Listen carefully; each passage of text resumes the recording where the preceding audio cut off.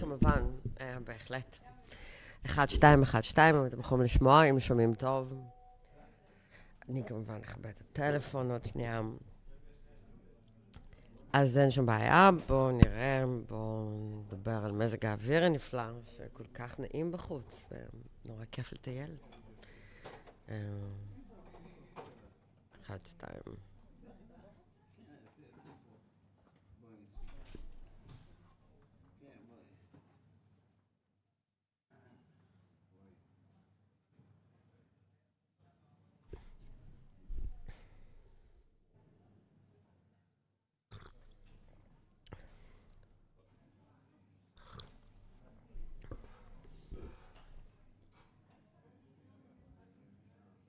כן, אני כמובן פה בהחלט בשמחה. אני בטוחה ששומעים מעולה.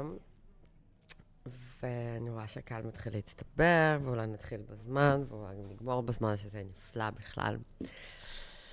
אבל אני בטוחה ששומעים מצוין.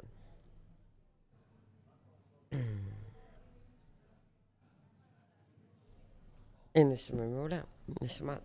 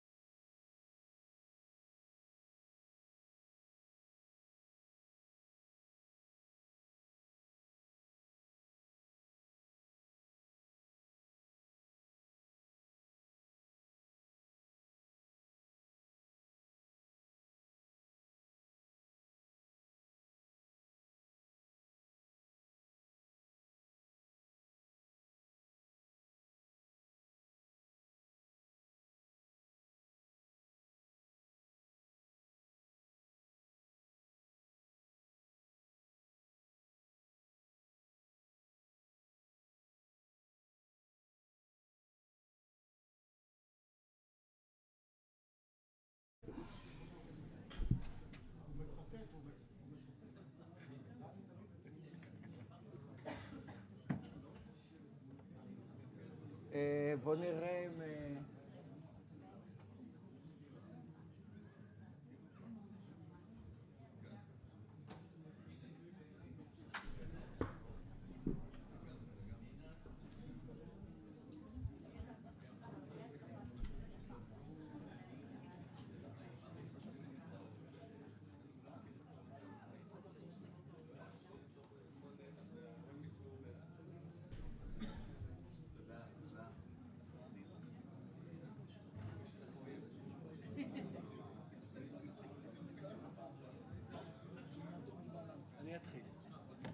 אני אתחיל.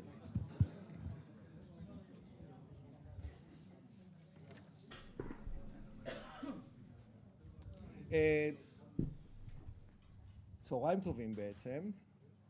כל הכבוד לגיבורים שיצאו בחום מהבית. לפחות המזגן עובד פה כמו שצריך. אנחנו החלטנו לעשות כנס שדן בסוגיה שלטעמנו לא מספיק This is not enough and currently being discussed. This is the whole topic of normalization. There are some people say that normalization can be obtained only very quietly behind the curtain, and the fact that we have a discussion about it doesn't contribute. But we do think it's a very central topic and a strategic opportunity for the States of Israel, and that's why we decided together to work on this conference together with Misgav Institute. This is part of the lessons we learned from 7th of October. That we do have to talk about. I'm sorry, pardon me, there is a technical issue. Okay. So, as I said, this is part of the lessons we learned from 7th of October. We have to be more open-minded towards variety of different opinions, different concepts, different perceptions upon the world, and different understanding of reality.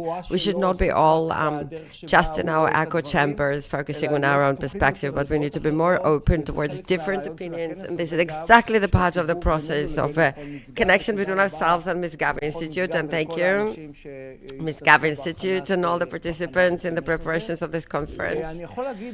I can only say in one word that some may imagine or describe, and I'm not sure it's the right description, that Israel is currently at the train station.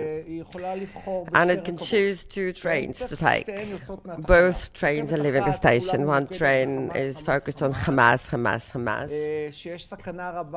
And there is significant risk that the final station, the terminus, will be the occupation of Gaza Strip, not necessarily intentionally, but it will be forced upon us as a reality that we'll have to accept. That the responsibility will fall on our shoulders and will be the actual occupiers of the Strip. And there's a second train that is full of surprises, and everyone thinks it will solve all our existential problems. And this is the Saudi train that travels towards normalization, which is obviously the United States is the engine of this train. Whether this train indeed will solve all of our problems and bring us to the better place, is it even a relevant train for us at that particular point? What did change between the 6th and 7th of October on this matter? And this is part of the issues and questions that we'll be answering during this conference today. I hope it will be an interesting and delightful event. It's also being broadcasted through different means that we use.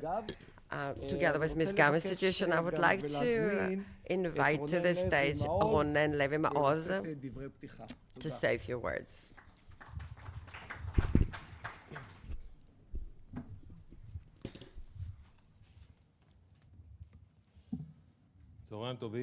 So, good afternoon, distinguished guests, the head of National Council of Security, Mr. Tzachi Nenbli, Tamir, my dearest friend and colleague, Meir, my teacher and mentor, distinguished guests.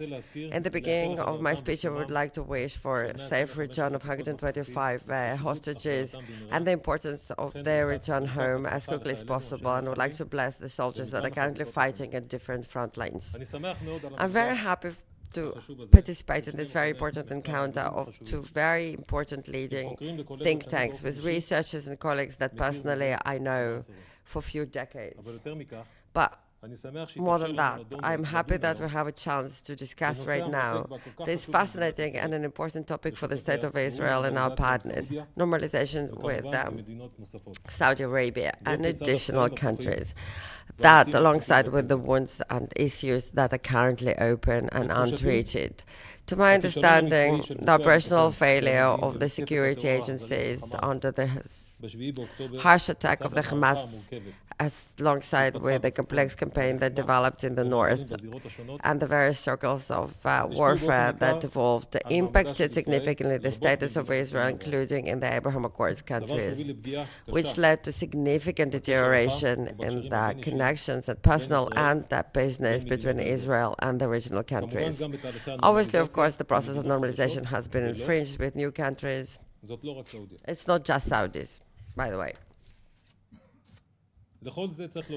I have to add again the tension between Israel and the United States during the month before the 7th of October attack, which weakened the status of Israel in the region as a close ally, as someone who can provide a direct line to Washington.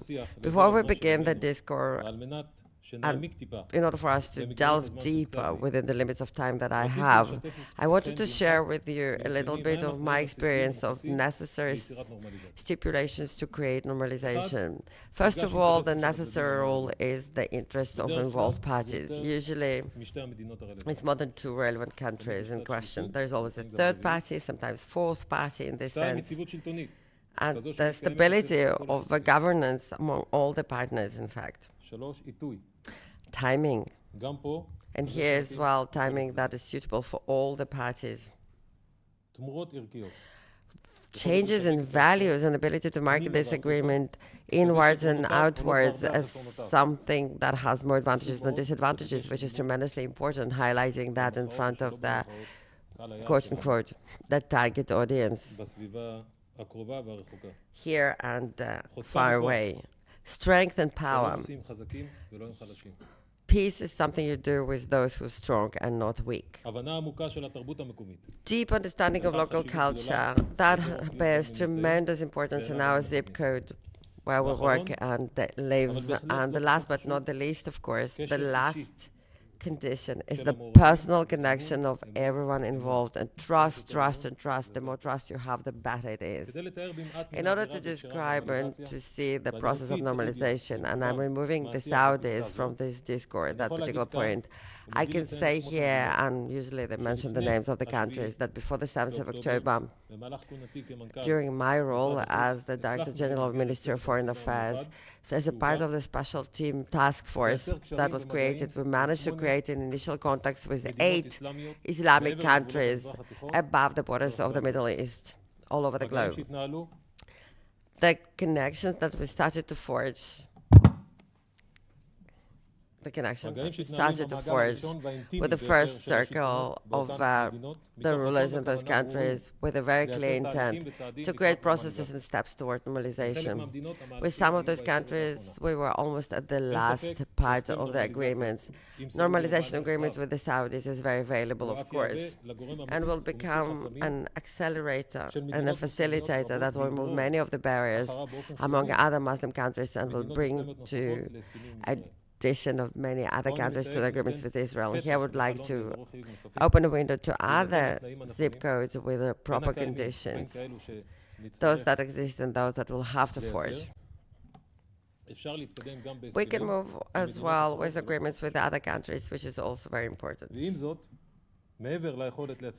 In addition to ability to create agreements and normalization with new countries, what is extremely important in my eyes, where we are quite weak, unfortunately, is our ability to preserve and to nurture and to deepen for a long period of time existing connections with countries that we have diplomatic or economical relations. In our neighborhood, gossip is a profession, it's a trade. We all talk to each other, we ask each other, and leaders bring other leaders. Not necessarily always we manage and know how to operate according to those circumstances and conditions and customs of the region. We create disappointment, which obviously impacts the ability to create connections with other countries, new countries. But let's go back to the Saudis.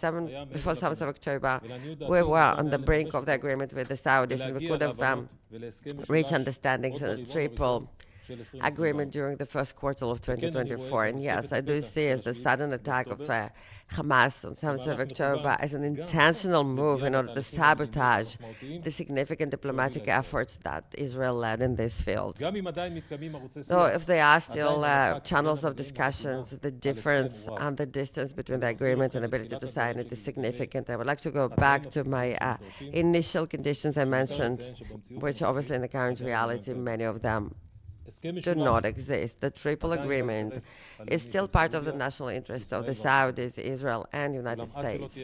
But until the war will not get to the more recessive part, it will be impossible to lead it to the final finish line. On 14th of April, we saw an example of tremendous importance of such an agreement with strong allies in the Middle East.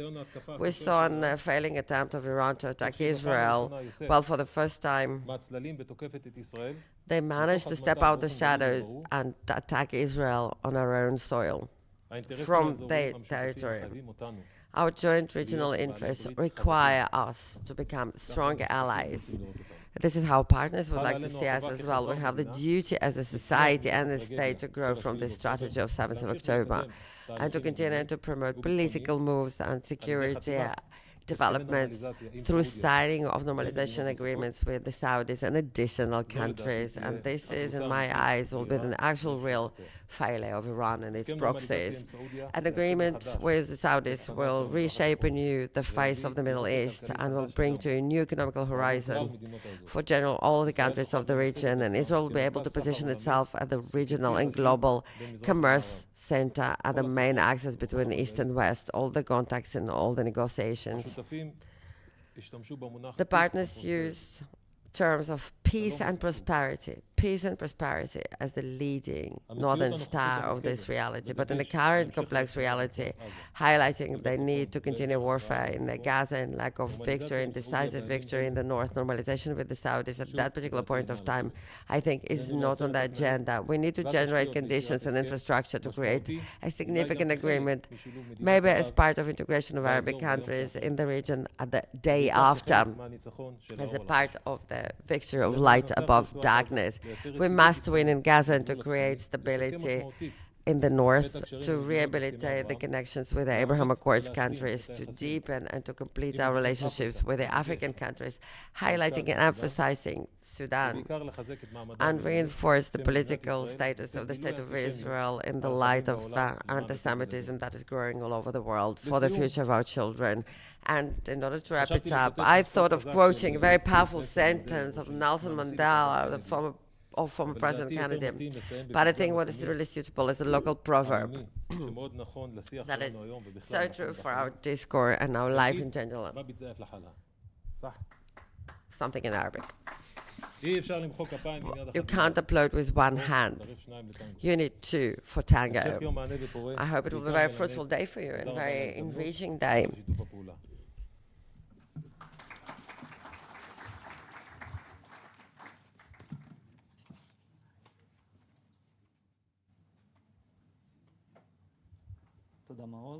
Thank you, Maoz. Mr. Tzachi Hanebi, the advisor of national security, and correspondent Tal Schneider will be taking the stage now.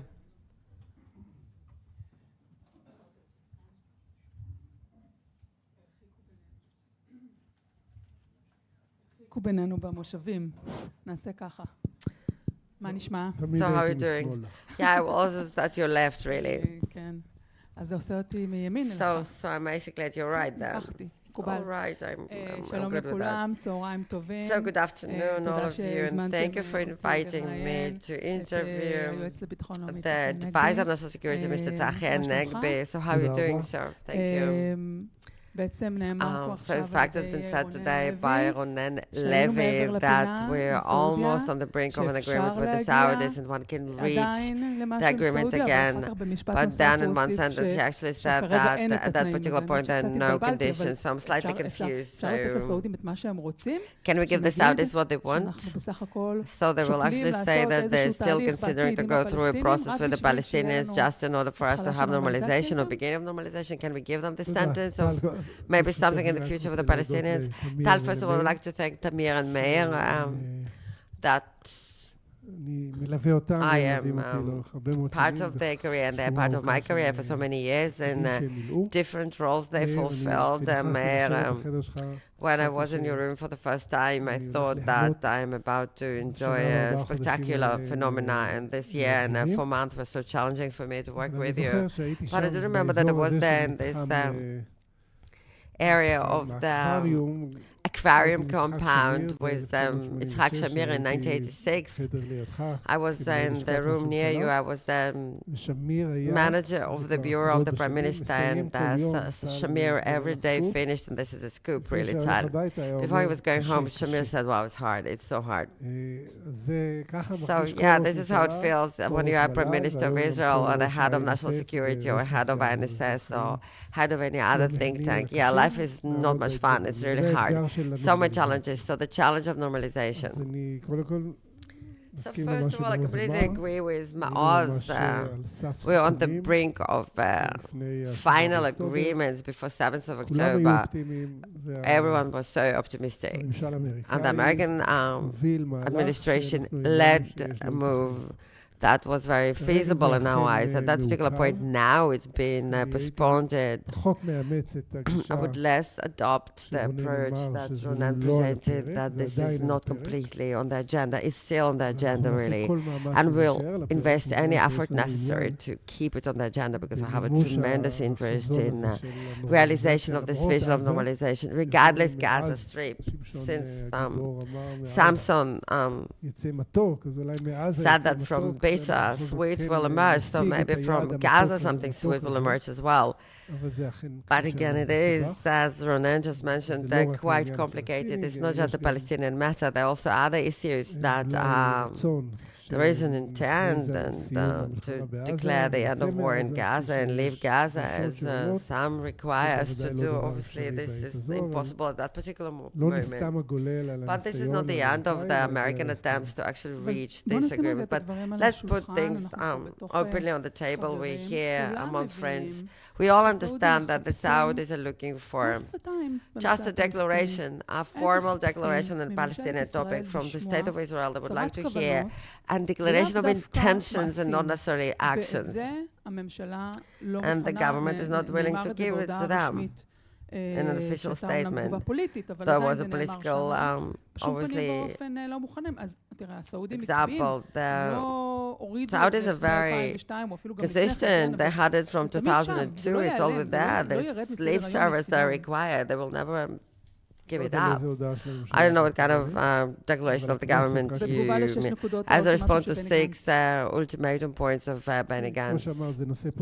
It's a political topic, so it's less connected to the normalization, I would say. The Knesset, with a majority of 91, I guess, I don't know how many, probably the Arabic parties voted against it, decided few weeks ago that we are not agreeing. The parliament, I'm not in the parliament, they disagree to the dictations that will be forcing a Palestinian state without negotiations that will define the meanings of such a development. And there is a consensus that we shall never receive any dictations from the Saudis upon the Palestinian. We have many peace agreements, and I was part of signature of 4 of them, but previous one, Yitzhak Rabin and Shimon Peres, there were no any, and Menachem Begin, obviously. There were no any peace, those peace agreements, there were no impositions, no requirements, and Israel never actually accepted such an imposition. That as a part of the peace agreement will also create a Palestinian state. So the Saudis as well, I don't think they have the right to demand or impose upon us if what you say is correct. I'm not familiar well with the fact that there's an agreement between the Americans and the Saudis upon the stipulations of normalization, but if what you actually stated is correct and there's some kind of formula that all the parties can actually live with, I mean, the horizon for the Palestinians, which is our interest again and related to normalization as well, and of the conflict with the Palestinians, obviously is our interest, though it will not allow the decade to have a plan. Our program, he's ahead of the program that is dedicated to the Israel-Palestinian conflict. Udi, what are you going to do then? But we have a tremendous interest in the end of this conflict, or that will be a post-conflict program, of course. But we want to reach such an agreement with the Palestinians to put this conflict behind us. But you very well understand the ramifications of creation of the Palestinian state, discuss it for decades and argue about that for decades. So if the Americans and the Saudis will be building a formula where all the parties can exist with, well, we can move forward. But as I said, what seems to be more probable, more problematic is the war in Gaza. Because here, if there will be a requirement that IDF will withdraw from Gaza and Hamas will go back to being a sovereign in Gaza, it will be very difficult.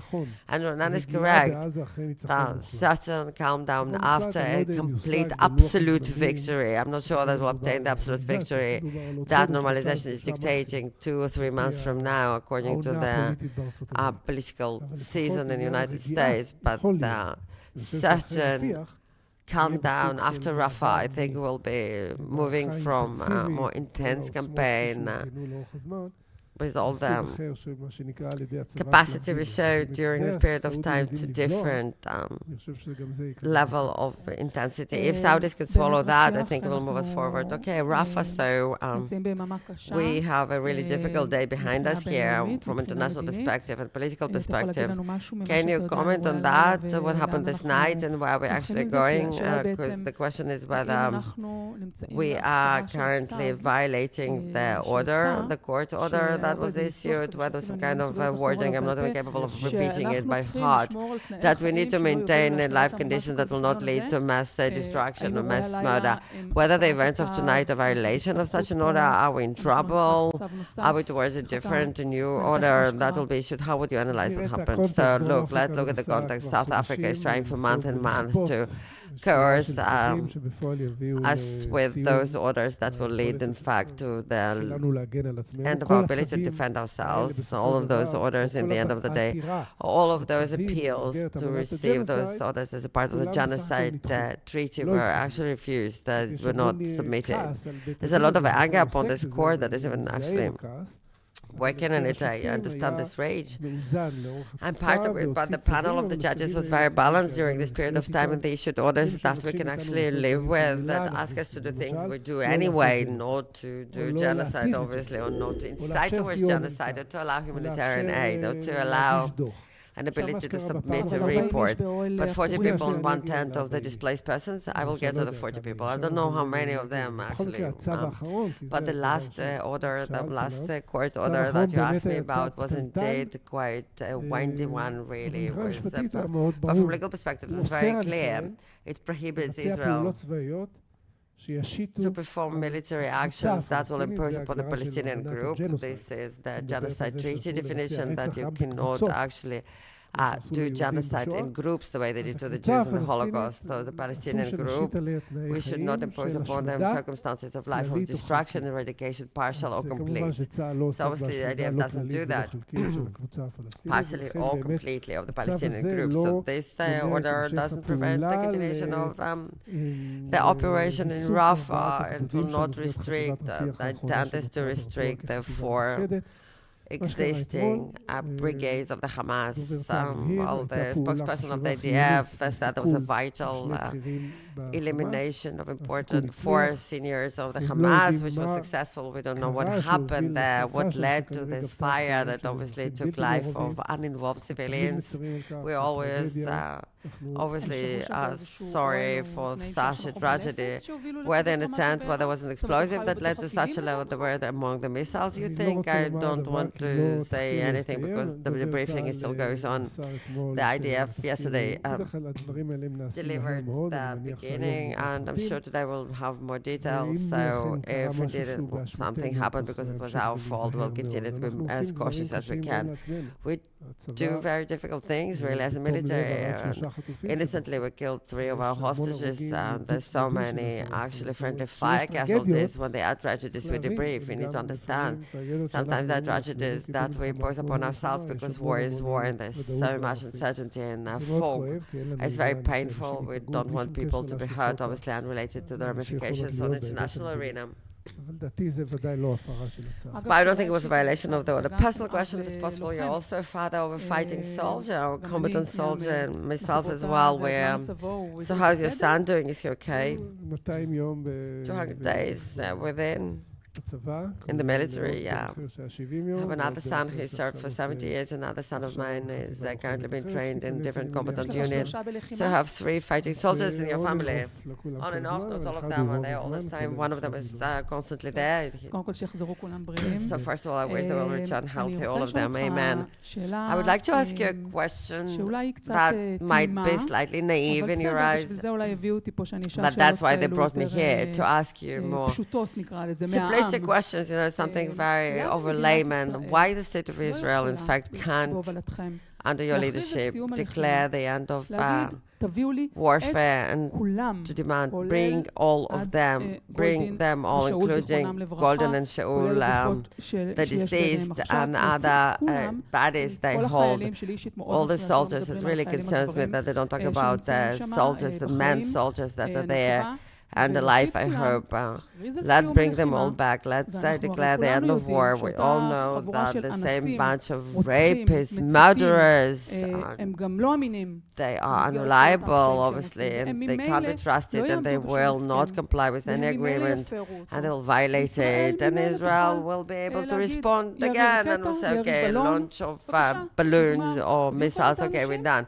Bring those people back, and then we know this conflict will not be over, and they will violate. They will be the first one to violate this agreement. It's very clear to all of us. It's a dilemma, and you presented it in the way it's been actually existing in all the possible forums. I think that Israel presented offers to not to release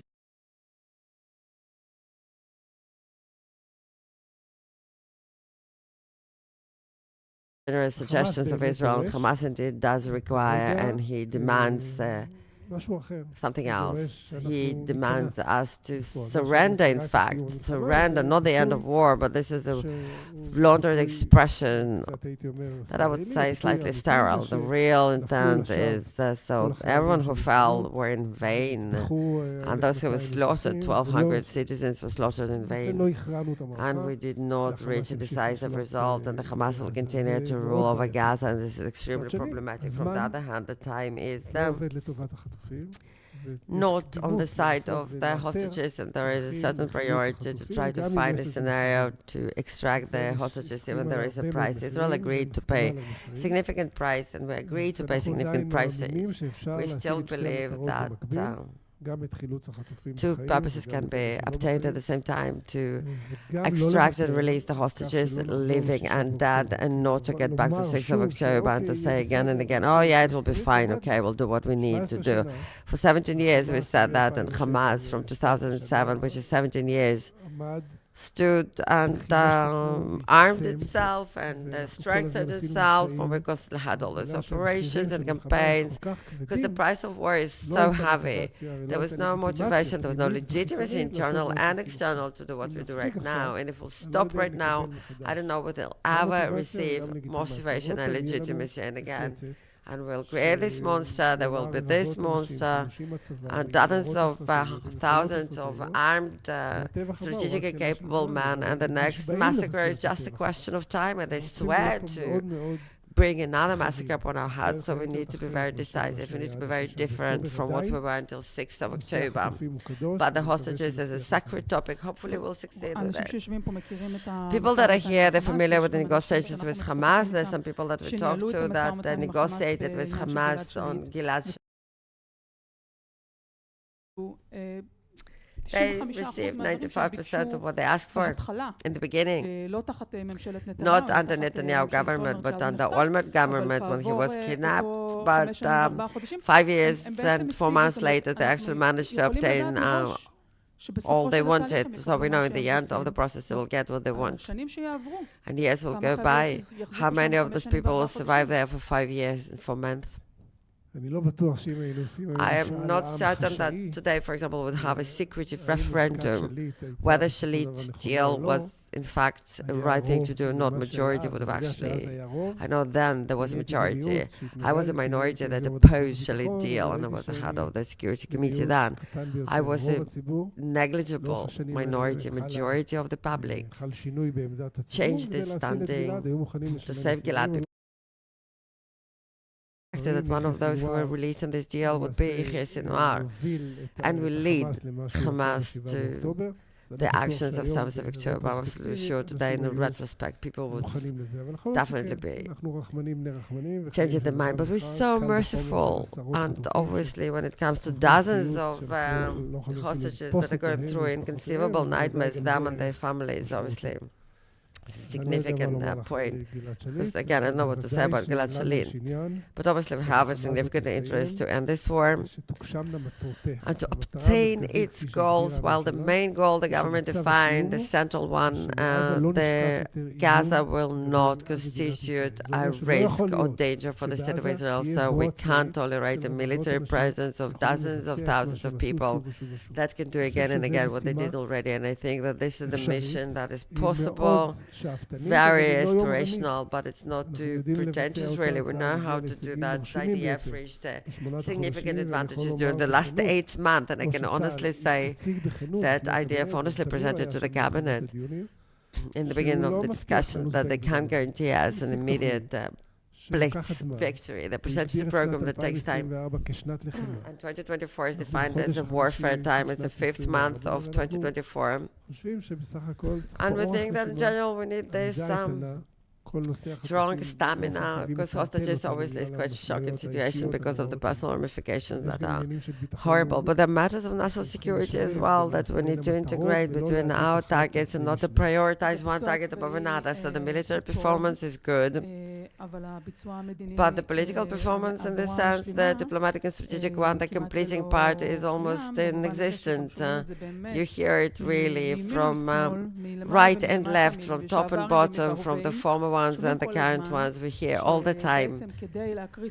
In order to cause the collapse of Hamas regime, we need to stop allowing them to be those who control the utilities, schools, deliver food within a few months. And if there is no one else who starts to nibble upon this leadership that they obtain, they will survive in the tunnels, and the military actions will be absolutely annulled by the lack of diplomatic action. I disagree with the apocalyptic scenario, really, and I will explain to you why. There is a political diplomatic effort, and I think that the picture is quite balanced, really. Yeah, the first days in the cabinet, they said that time is almost done. Within a week or two of war, we don't have more time. We're running out of time. And the biggest superpowers in the universe, well, besides two that are against us, United States and France and Britain and Germany, still support the purpose of the war, which is disarmament of Hamas. I have different reservations about the humanitarian matters, and we try to actually support them. And it buys us time with this hourglass that is not running away. There are casualties that we try to definitely decrease, and we have different disagreements about. We're trying to maintain a dialogue, but they give us a political, diplomatic backup for the central purpose of the war, including the General Council, veto after veto after veto of the Americans, with all the tension and all the discussions and disputes around the munition and Rafah operation, but still the Biden administration are part of our approach that the stronghold of Hamas cannot be there any longer, that they can't impact the state of Israel while holding hostages 2 million of Palestinians. Palestinians. Yeah, there is a big deal of the day after, that's true. We fail at that point to persuade, at least the media in Israel, that, and maybe people abroad, that the day after cannot be a standalone event. It's a day after Hamas. And to get to this day after Hamas, we need to break their neck. And it's true, we can't wait when it happens, and we need to prepare, and we need to examine different alternatives that will be relevant on the day after Hamas. But the Council of National Security received from the Prime Minister many months ago this mission, and we had 11 meetings, in-depth meetings with all the entities relevant in the State of Israel from various agencies and diplomatic corps. What do we think will serve our interest in this region? We presented in the cabinet a number of times. And during this week, this Thursday, there is a summary hearing that is called the Alternatives of the Sovereignty of Hamas, of Governance of Hamas, and hopefully there we will be building. What are the alternatives really for the governance of Hamas? So it will be a discussion this Thursday. The alternatives are all known to you. Civic society or some kind of civilian private security company? No, the IDF control, the military regime, local authority, clans and tribes, civic and private companies, Arabic force, the Emirates, Americans, Saudis, so many other things. They all quite virtual really, because none of them would dare really to put their foot in Sajai or Sabra or Beit Hanun or Beit Lahir. Yeah, because they will be getting a bullet in the head from Hamas. So let's not live in illusions. If you will, playing with ourselves, decide that there is an alternative act that is the best, that it will become reality immediately. No, it's quite difficult when Hamas is still relevant. You presented here one of the alternatives, the military regime. You said civilian martial law of Israel. I said it again. I'm not saying that one of the alternatives is prioritized. I'm saying what are the alternatives? I know it's theoretically possible. But we heard the Minister of Defense of the state facing the public on television saying this alternative shouldn't be alternative, it's a horrible alternative. I want to hear from the Prime Minister that this is not an option. But you're actually saying it will be brought up as an alternative for during this. No, that's not what I said. That was quite a scoop, really. No. He didn't say that he doesn't want it. He said he's against the martial law as military regime, not as a virtual alternative, but as a decision that will be in the end. I'm not familiar. That in the war cabinet, no one, including the Prime Minister, that wants the military Israeli IDF law in Gaza. You're not familiar in the cabinet? No one? You don't know. There are two ministers. So martial law is that in the war cabinet. I'm sorry, war cabinet. Yeah, war cabinet will be falling apart within 10 days, if I'm not mistaken, which will be irrelevant. Today is so apocalyptic. Everything is falling apart. Nothing works. What happened? That we brought you here to be optimistic. Really? You know. Okay, let's put it this way. Again, I'm going back to my personal matter. Both of us were all stressed and pressed because of, but in the general cabinet, and it's a very expanded cabinet, there are people that support the settlements in Gaza to continue our presence in Gaza. This is a legitimate position that represents the point of view of their constituents. But in the war cabinet, I never heard no one who thinks that they prioritize the possibility is a martial Israeli regime in Gaza.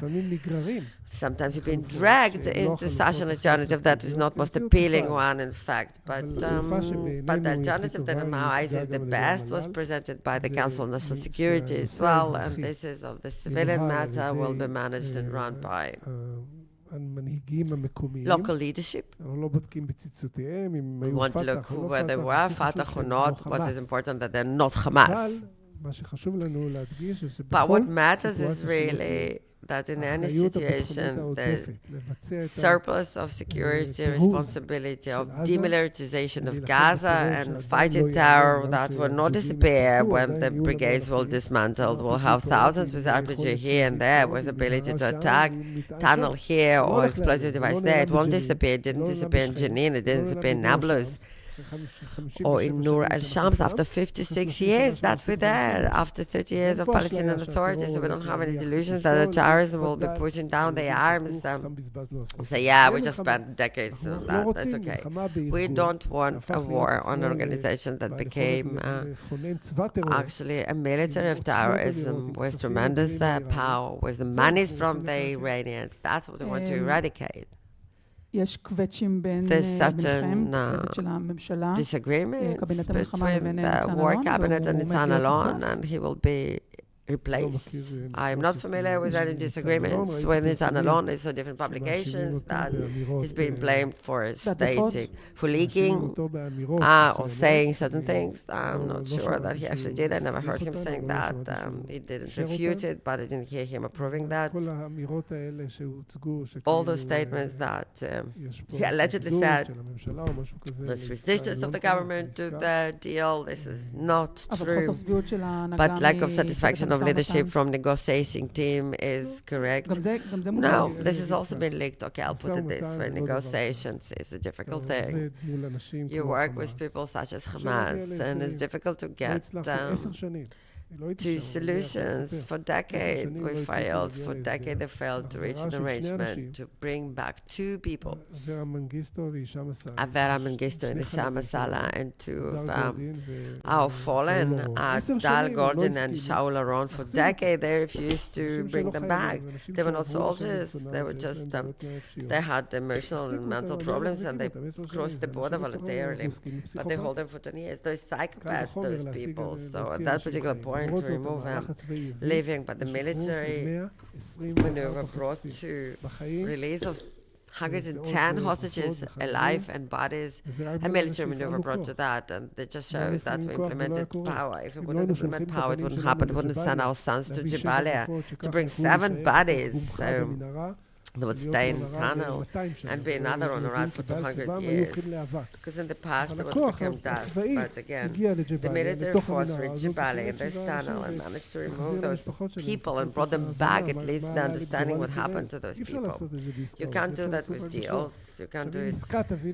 If the deal will lead to another release of hostages, and we agreed significantly, not us, I'm not the one who decides, the cabinet made decisions that were very difficult, really, to release murderers if such a deal will take place. Possibility of going back to the north of Gaza, which has problems really. But we agreed. So many concessions that we're willing to. How long will it take? How long will it take? 5 more minutes. Oh, sorry. We have 5 more minutes. אני רציתי רגע לשאול על לבנון, I just want to ask you about זה גם Lebanon. כולל שאלות מהקהל, או... Do you have Q&A with the audience? תלוי Will we יורד בי. open אני it? רציתי לשאול על Okay. לבנון, I אני want to שמעתי ask you אותך about אומר Lebanon. I heard you בערוץ saying 12, on 10 channel קילומטר. 12, 10 kilometers. האם זו Is this הנוסחה כרגע, the 10 formula right now, 10 קילומטר? kilometers? זה This is הסטנדרט שאנחנו... standards that, let's put it this way, we would love Hezbollah to disappear, but it will not happen. So the minimum that will allow us to return a sense of security to the north, not to be shot at in their homes, and not to experience the penetration of Radwan forces to decapitate, killed, and to destroy the way Nukhba did. So the ground matter is obvious, but 10 kilometers been decided since this is the range of the anti-tank missiles that can hit. We don't have warnings against those missiles. Yeah, we don't have the Iron Dome that can intercept those missiles. Yeah, it's an anti-tank, very advanced, sometimes precision-guided weapons that can be launched within 10 kilometers of a distance. This is the minimal distance that we can agree upon in negotiations. If such negotiations will take place, that would allow the citizens to live without being visited by the anti-tank missile. But without reaching solution in Gaza, won't be able to address the north, because as you put it here, the war in Gaza can continue for quite a long time. So, in fact, the residents of the north on 1st of September 2026 may be returning home.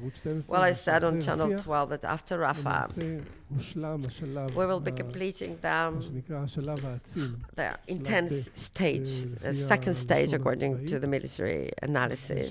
And the stage B, in fact, will require us to coordinate our efforts in Rafah. But when it's over, within a few weeks from now, I think, you will see a focus, significant focus, dramatic focus in the north. All right, what did you want to ask, sir?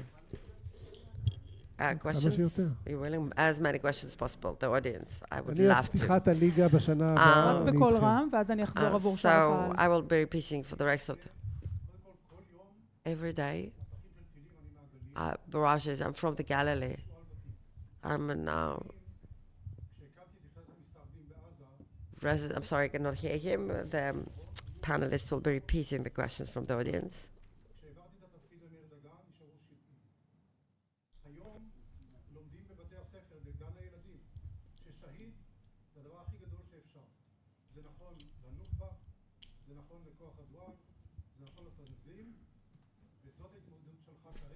אבל מה השאלה, אם אפשר? What is your question, sir? As a statement, I wanted to address the importance of the concept of Shahid in current educational system, if I heard correctly. When you talk about the absolute victory, it's complete total nonsense, pardon me, sir, because there were always someone else who would like to be Nukhba, who would like to be. It will take them 100 years or 200 years, they will continue. Jihad is something that never stops. אולי צריך ניצחון יחסי. Relative victory, maybe, instead of absolute victory. How about that? Okay, but only if you have a question, please. אי אפשר להשאיר את השאלה עם אודי, אי אפשר להשאיר את השאלה שהיה בסימן קריאה בסוף. If you have an exclamation mark in the question, you can't deliver it without an answer. I don't want to be dragged into judgmental statements, what is nonsense, what is not. You can be always, actually, you can always surrender, that's true, but we have a different approach, the way we had versus the Nazis, Daesh, or Al-Qaeda. I'm sure that many people that study in schools learn that being Shahid of Daesh or Al-Qaeda of ISIS is amazing. But our absolute victory is that we will not allow a military of the Hamas to control Gaza. That's our victory. More terrorists that think that Shahid is lovely, yeah, that's our fate, to fight them. But we have a very clear objective, and which is minimal objective in this war, and we can't forget about it. פה אנחנו נשאר עד הערב. Oh, we can stay here till night. I'm actually free, we can do that. כן, בבקשה, אדוני.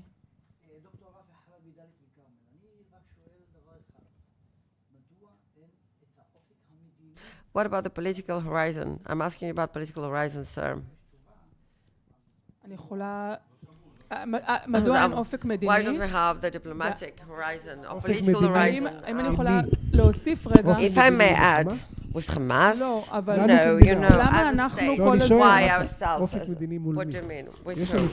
We have 6 peace agreements. So what do you mean, sir? What are we doing during the next year? Within 10 years from now?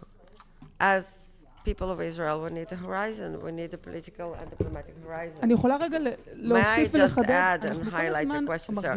We constantly feel that our leadership says no all the time. No to this, no to that, no to that. And in fact, there is absolutely nothing that presents a vision. So why we're in the current state of affairs where we do not allow others to be the refusals, and we constantly look at those who refuse all the time? We've been stubborn. No, this is not. This is also no. But we suggest that what is yes, what can one do now?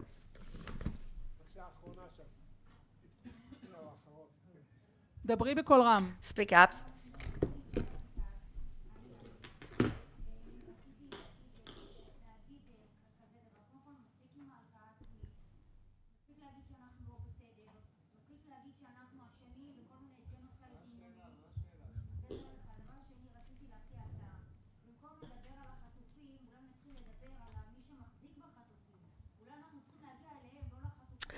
So the idea maybe not to look for the hostages, but maybe to look for those who are holding those hostages. So if you didn't hear the concept, why aren't we highlighting the other side and less our blame in this sense?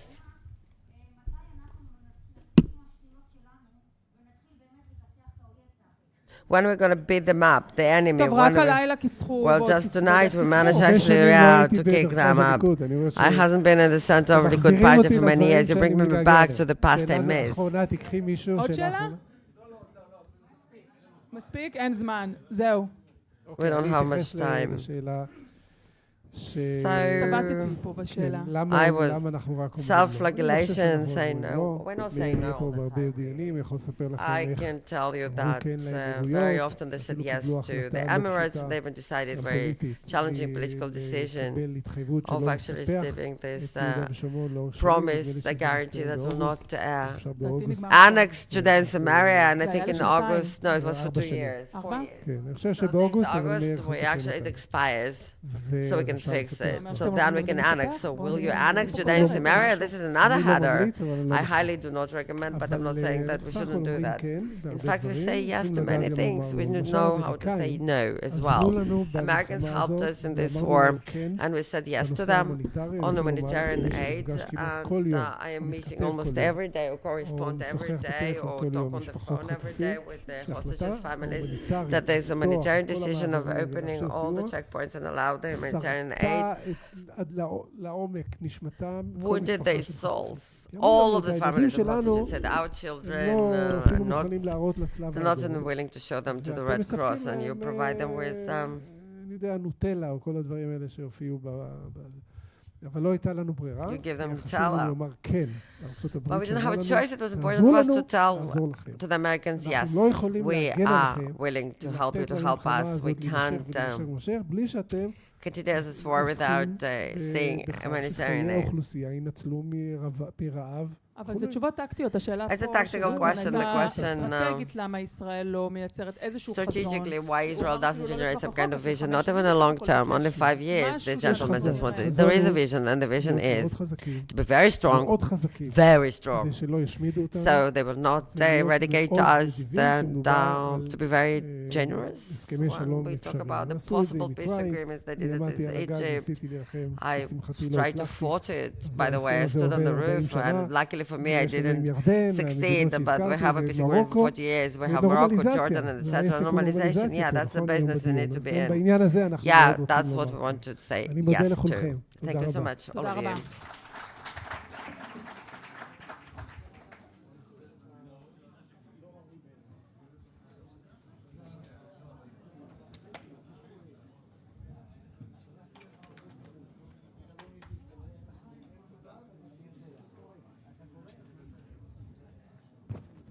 טוב, אני מבקש את משתתפי הפאנל participants of the first panel, לתפוס מקום. take your seats. בבקשה, יואל גוז'נסקי, אשר פרדמן, Yael Goshansky, Asher Feldman, Ariel Alfred, Ruth Wasserman-Landa, and I will be the mediator.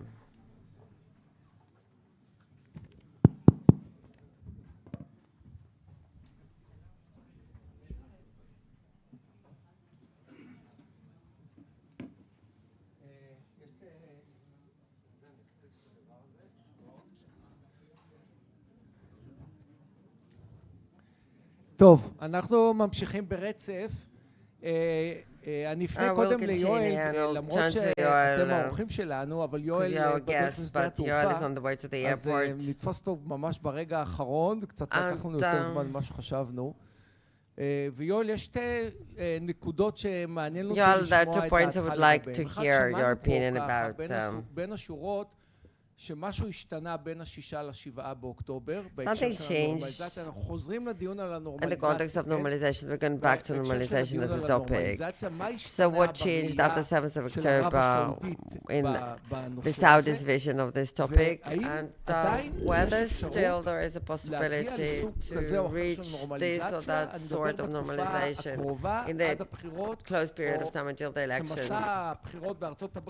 Elections in the United States, before the campaign in the US becomes more intense. We have like 3 months or something. Well, hi, I'll try to answer those questions really. And one of the results of the war of 7th of October, that the cost of normalization became higher for Israel. I'm talking about the Palestinian context, and you can see that in different statements of the Saudis. The Saudi monarchy is aligning with the Arabic public opinion, and we know where they are right now. They're in a very bad historically place at that point, as far as I remember. Very few know, very few work on that the price for the Saudis changed as well. So normalization is on the table.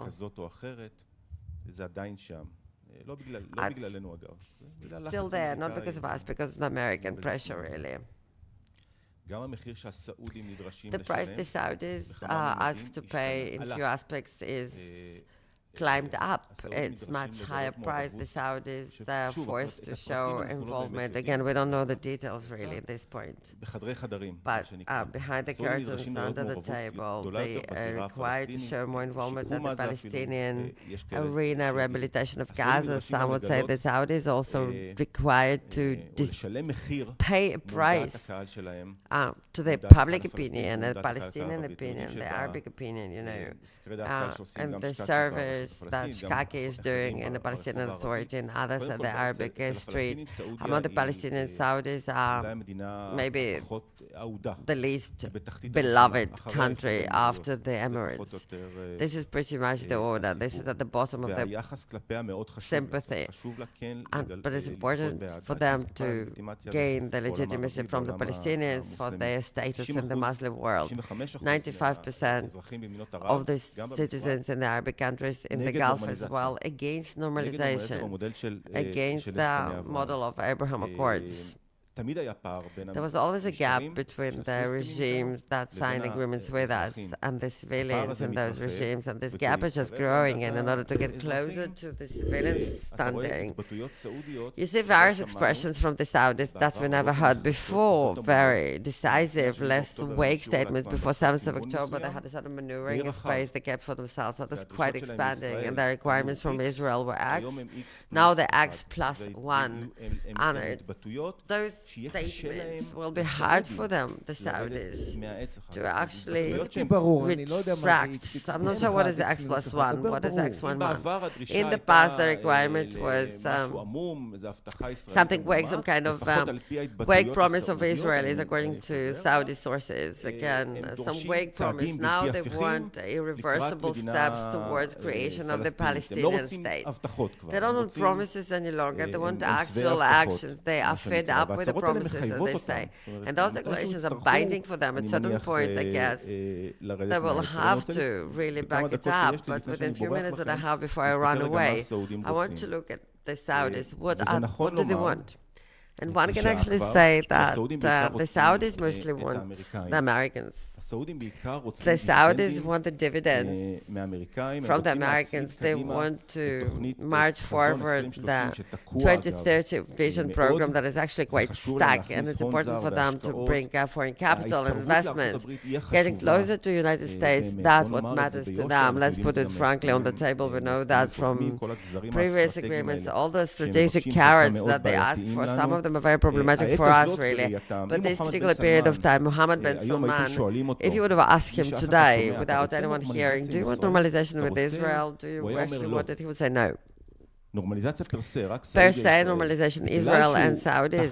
But since they are under American pressure, and since they're getting all those toys he really desires, he will agree to normalization. You need to understand the spirits of this. We are coming from the Emirates. We are not very favorable there at that point among them. Israel is perceived as toxic. The wet dream of Ben Salman is to get everything he wants. He would have asked to improve his relationship with the United States to get everything he wants without normalization with Israel. Americans insist, not because of Israel, but because of the United States as well, to sell normalization in the Congress. In order to bring an agreement with the Saudis in Washington, because the Saudis are toxic there, you need to bring Israel to the table. What are the advantages for us and for the Saudis? And what are the disadvantages of such a possible normalization agreement? So what will we get out of it? What Israel hopes to receive in normalization agreements? So first of all, the largest economy in the region. They're part of the G20, they want to become part of G8. Involvement in Gaza with God's help, really, they don't want to do that. It's a headache for the Saudis, and if you would ask them, they're really not interested. I'm not familiar with any Arabic state, maybe the Emirates, but we'll talk about that later on in the next panel. Israel will get legitimacy, political legitimacy in this region and above it, and it's also the Islamic legitimization, and Ronan mentioned that. security components. Israel will receive a lot of components. We saw that on 14th of April, just a hint of it. And you can get much more, and those things are extremely important. Additional matter that Israel will receive is an improvement of its regional status of the United States. If the United States will manage to bring closer their Saudis and other Gulf countries, it will upgrade the status of the United States here in comparison to China and Russia, and will push away Tehran even further aside. What is the price Israel have to pay? People constantly talk about the political price that Israel is supposed to pay. Israel has to say something that is binding this way or not about the Palestinians. The topic that I feel very passionately about and will work upon it in our think tank is a nuclear matter, proliferation. We know that the Saudis insist to enrich uranium in their territory, with American restriction, of course, and American supervision of different sources, but still, even with American restrictions, is a taboo that will be broken. Other countries, some of our friends, some of North, will ask as well. The Emirates that gave up the uranium enrichment, what will they say when uranium will be enriched in Saudi soil? They will say, you know what, I want it as well, because I actually did agree to give up the enrichment of uranium in return for the reactors. So the weapons that are violating equilibrium, well, we may be capable of handling that, but it's also impacting our regional balance. What kind of model of normalization with the Saudi will be dictated? Is it the warm model? I would say it's almost the ultimate model that we have with the Emirates. I don't think so, really. I think the Saudis will be very gradual, very restricted. It will take years and years, and will receive maybe partial normalization, something that is called, by the way, they call it integration. They call it a regional integration, not normalization. It's quite an interesting choice of words, really. This is their choice, and it also, I think, shows the nature of the final product they intend to give us. You want to ask a question? I have another minute, but it may bring additional countries to the circle of normalization, because the Saudis is a barrier of the expansion of the circle. It's not just in this context, but it may be some kind of tiebreaker, you know. But I want to say something else. The strategic current situation of the State of Israel doesn't require us to bring some kind of strategic achievement that will be visible, very significantly, highly visible. I don't know how to call it, with ramifications of the future of the region versus the main problem that we have in this region. It's still not the Hamas, it's Iran, really. And you mentioned that, of course. Yeah, I am an enthusiastic supporter of normalization. Even after the 7th of October, it still has advantages and prices we need to pay, and disadvantages as well. I think we need to pay those prices. I think I'm a supporter of normalization. If we'll reach the hostage deal and be able to declare end of war at high intensity, and the pictures from Gaza will calm down the public opinion of Arabic countries, making it much harder for the Saudis. They have to play the game with their audience and the other Arabic audiences, and makes it much harder for the Israelis. If we'll solve some of the so-called tactical issues, we'll be able to get to the strategic matter, inshallah. And we heard yesterday the Saudi foreign minister that said that the future of Israel will only if the Palestinian state will be created alongside of it. Whether will it be the only way? But I would like to move to you, Ruth. Ruth is the fellow researcher in Misgav Institute, by the way. I have only representatives of Misgav Institute, so look, isn't it lovely? We'll try to argue amongst ourselves. Yeah, we do that a lot, really, I'm sure. You're from Ra'anana, so it doesn't count, you know. So, the topic of this entry price that is so expensive for the State of Israel, we saw that Mr. Negbe, the council, he was maneuvering here on this matter. So, what is so scary in the eyes of Israelis of stating that we will be willing for normalization with the Saudis to promote or to ignite a political process on the Palestinian arena? I don't understand this fear. I don't understand this horror of this statement. Can you explain to me what's so horrifying? I can try. So, אני חושבת שיש פחד פוליטי. There is a political fear לדבר לקהל מאוד גדול שחווה to address a large audience that experienced a tremendous disaster on 7th of October. I think that it's very difficult to look into the eyes of people and to persuade them there is a partner. Personally, myself, I don't think that there is a partner there at this particular period of time.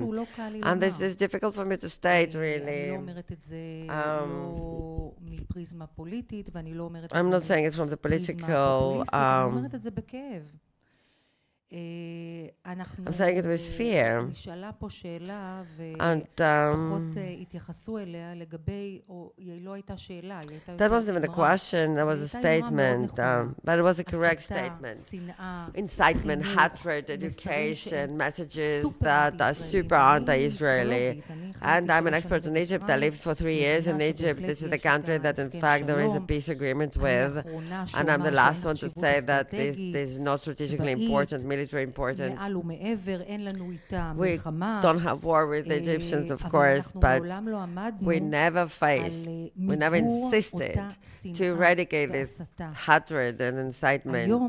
And today we are in this certain situation, and if it's possible, by the way, can I undermine a little bit this maybe regular thinking, way of thinking, those little squares we all arrange in our heads, those frameworks of thinking that we're so inclined towards for so often, and we forgive ourselves this cliche thinking, we constantly follow this path, we fall into this particular direction.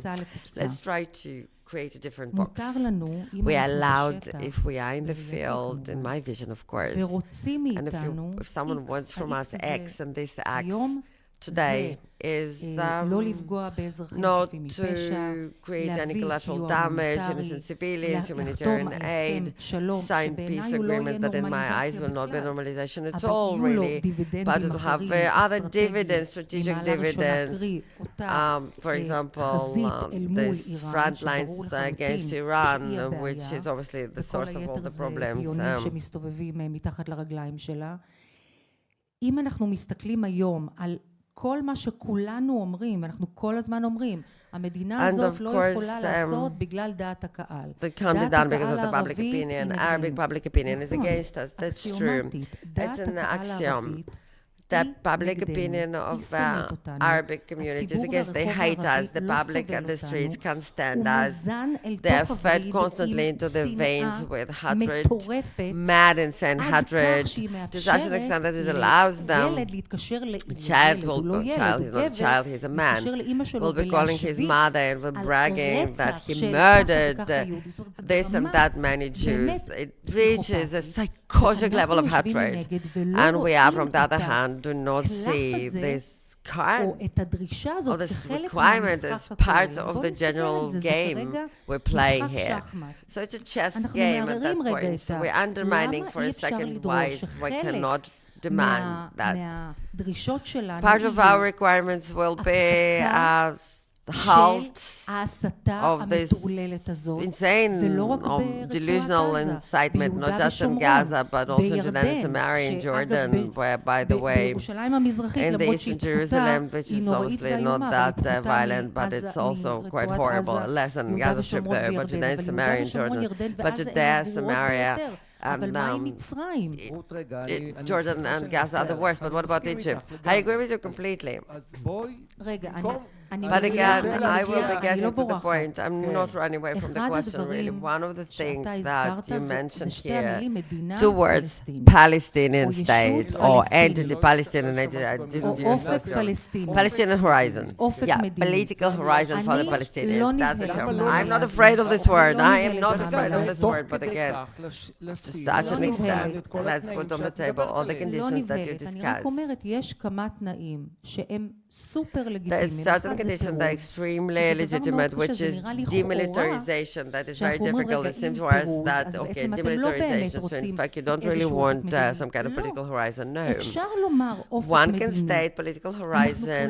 We don't actually, and it's been said, by the way, by the chairman of the Council on National Security, not myself, but the person who is in fact, you can't really be concerned with his intentions. He doesn't want parts of land of Israel or state of Israel. He said, yes, definitely, we don't want military occupation or military presence forever in Gaza, yeah. So maybe we are willing to allow and facilitate political horizon and something different.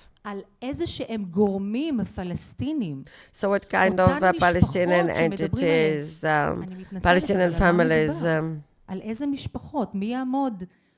what kind of families in Gaza, in Judea and Samaria, facing this challenge? Anyone who is an expert on Arabic culture, no, it's an impossible situation. We need a period of time, and we shouldn't be ashamed of that. And the decade of preparations of renewal messages. So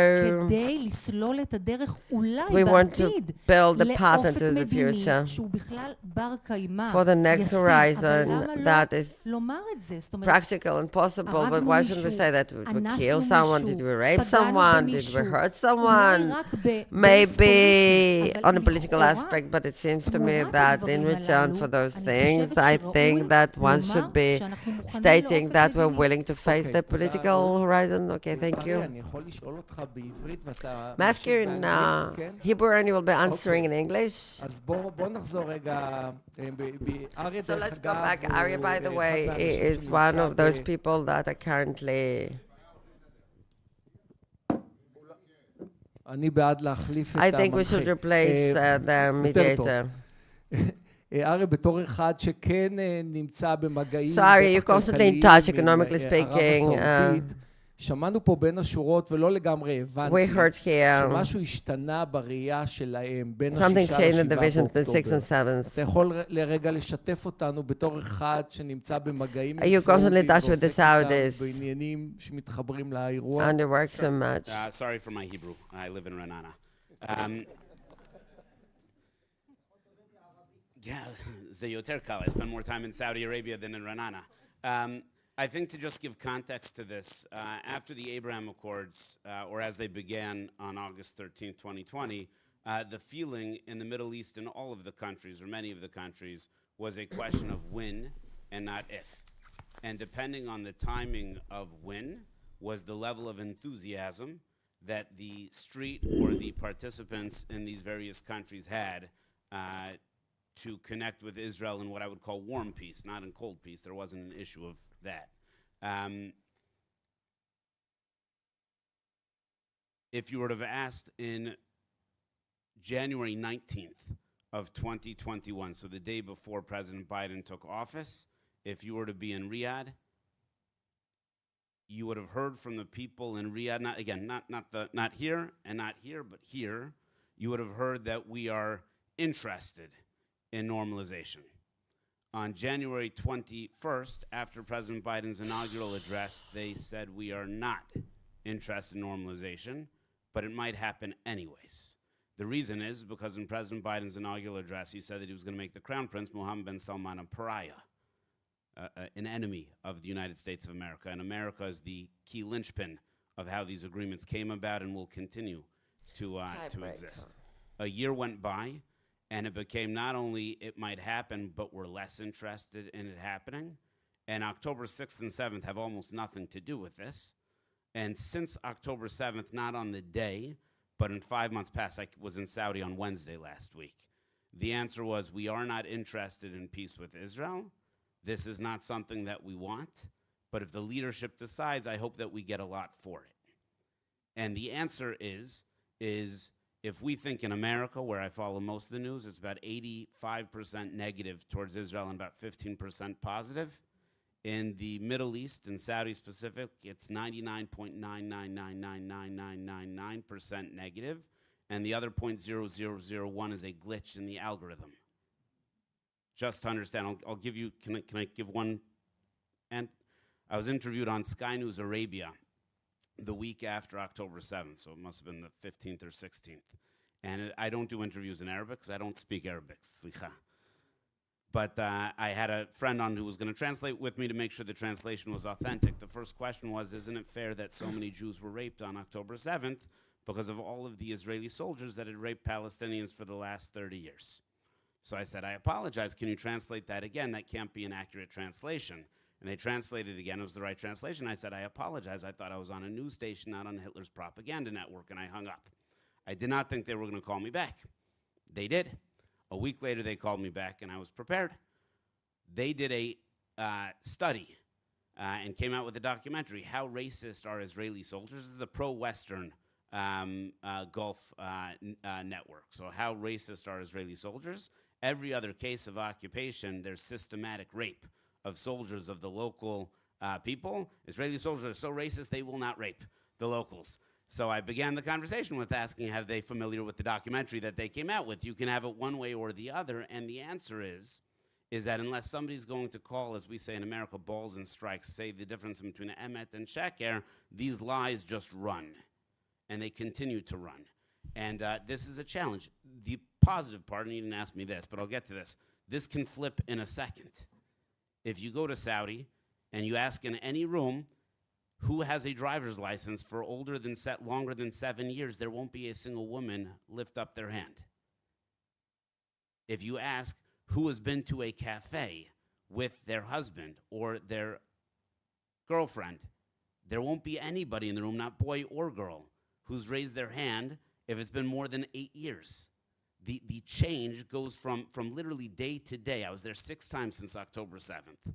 Each time is radically different. This can change with the right leadership. I have a lot more to say, but that wasn't your question. אתה בעצם אומר So in fact, you're basically saying that in the end, this is the decision of the crown prince, whatever he decides, everyone will be It's a good part following. about being a king, right? כן. And it depends who will be the president of the United States.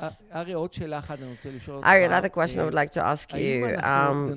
Is it correct that we need to look differently upon the normalization agreement with the Saudis in comparison to the Abraham Accords and normalization with the Abraham Accord? Is it the same? האם זה משהו אחר לגמרי? Or is it something completely So I'll be very different? clear about this. I wake up every morning and I pray that President Biden will be the greatest president of my lifetime because that's good for America. I'm a Republican. I didn't vote for him and I won't vote for him. But if he's the greatest president, it's good for the world. So far, those prayers have not gone in the direction that I've wanted, from my perspective. When the Biden administration couldn't use the word Abraham Accords, right, until the day after the Afghanistan debacle, and then have not called the ambassadors from the Abraham Accord countries into the White House to honor them, right? And when we, the U.S., didn't call Sheikh Mohammed bin Zayed the day after the rocket attack, the whole premise of the Abraham Accords, not the Trump Accords, not the Republican Accords, but the Abraham Accords that countries signed on to, being bipartisan, peace for peace, being something that all Americans would embrace, is gone. The question is what will exist in the future, and that's a very fascinating question. There's a pathway where Saudi should be part of that, and you'll have 15 other countries join. I want to mention two things that I think is incredibly important. I sit in this room with heroes of the Jewish people. I know a lot of your resumes. It's an incredible thing that in the last 2,000 years we couldn't even contemplate. And I sat here for an hour listening to Israel thinking that it is a spectator in its own history. And that was incredibly sad to me. What will these guys do for us, or what will those guys do for us? That's not the Israel that I know. It's not the Israel that I love. It's not the Israel that I respect, frankly. There were, for 4 years, the key to the Middle East ran through Jerusalem. The last 3.5 years, the key to the Middle East runs away from Jerusalem. And until that changes, everything you're talking about is irrelevant. And Israel has the ability to reframe that if you choose to do that. It's certainly within your ability. Okay, thank you. Asher, okay, your turn. So we do talk all the time about this bilateral approach. Us and the Palestinians, for many years we had a bilateral approach, and now we're trying to maintain some kind of this. So we do have the American engine. We're trying to maintain a bilateral approach with the Saudis and through which to change the Middle East. Maybe a different approach is required. Thank you. I also want to thank you for this fruitful discussion between two of the think tanks. I agree with Ari and Yoel about the situation. Instead of being optimistic, we need to be creative. And in fact, because of the very negative public opinion, because of the price is higher, I disagree that it's only some kind of general intention. I think the Saudis want actually irreversible steps, not necessarily the recognition of the Palestinians by specific steps and the cease of warfare, which will be a catastrophe for the state of Israel to stop fighting now when Hamas has still remained sovereign. It's very possible, unfortunately, that under current situation, and we'll see what happens after the elections, we can't move forward with a bilateral route. Doesn't mean that we can't move forward. There are ways that will be under or above the bilateral with the players from other directions. And again, it's a multilateral process, and there are very significant processes that are happening in the Middle East, and this is the IMEC corridor, Europe and Middle East corridor that will be connecting in a vision the West and the East. Trade, transportation, logistics, energy, and media and communications. So here in Israel, we're really used to seek various initiatives that remain just a declaration, but here as well, this is something that's actually happening in front of our eyes. And the Indians want it tremendously, but also the American interest, because it can be an alternative to the Chinese BRI channel, and the Indians and the Saudis and the Emirates, they sit together, they signed agreements. And you need to bear in mind that the Saudis agreed to open the aerial space for the Israeli airlines. They didn't say that because we love Israelis, we want to promote normalization with Israel. No, they said we want to be a transportation hub on a global level. Therefore, we must open an aerial space for all the airlines. The advantage in IMEC initiative and additional initiatives of this sort that it may allow the Saudis to say, okay, no, so, okay, it's not about normalization with Israel still, where there is war and etc.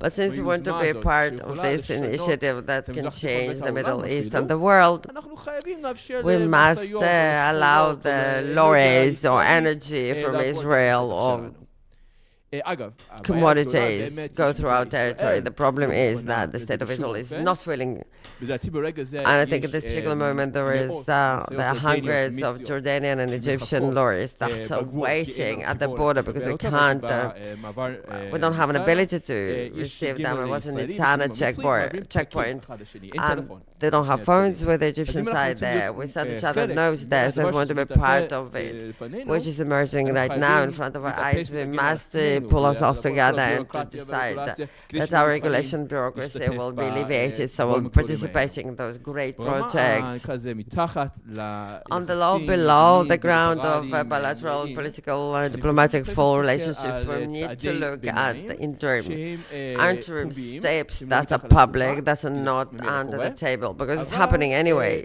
but something that is less declarative than actual diplomatic relations. It can be steps that are restricted and limited to certain geographical areas, whether it's Bali in Indonesia or Binyam in Saudi Arabia. It can be some interim step for commodities, French commodities, with Jordanian drivers and Jordanian lorries that are passing through Israel, for example. So maybe some things that it's important to promote at this particular stage, maybe, even if it is not a full bilateral diplomatic relations.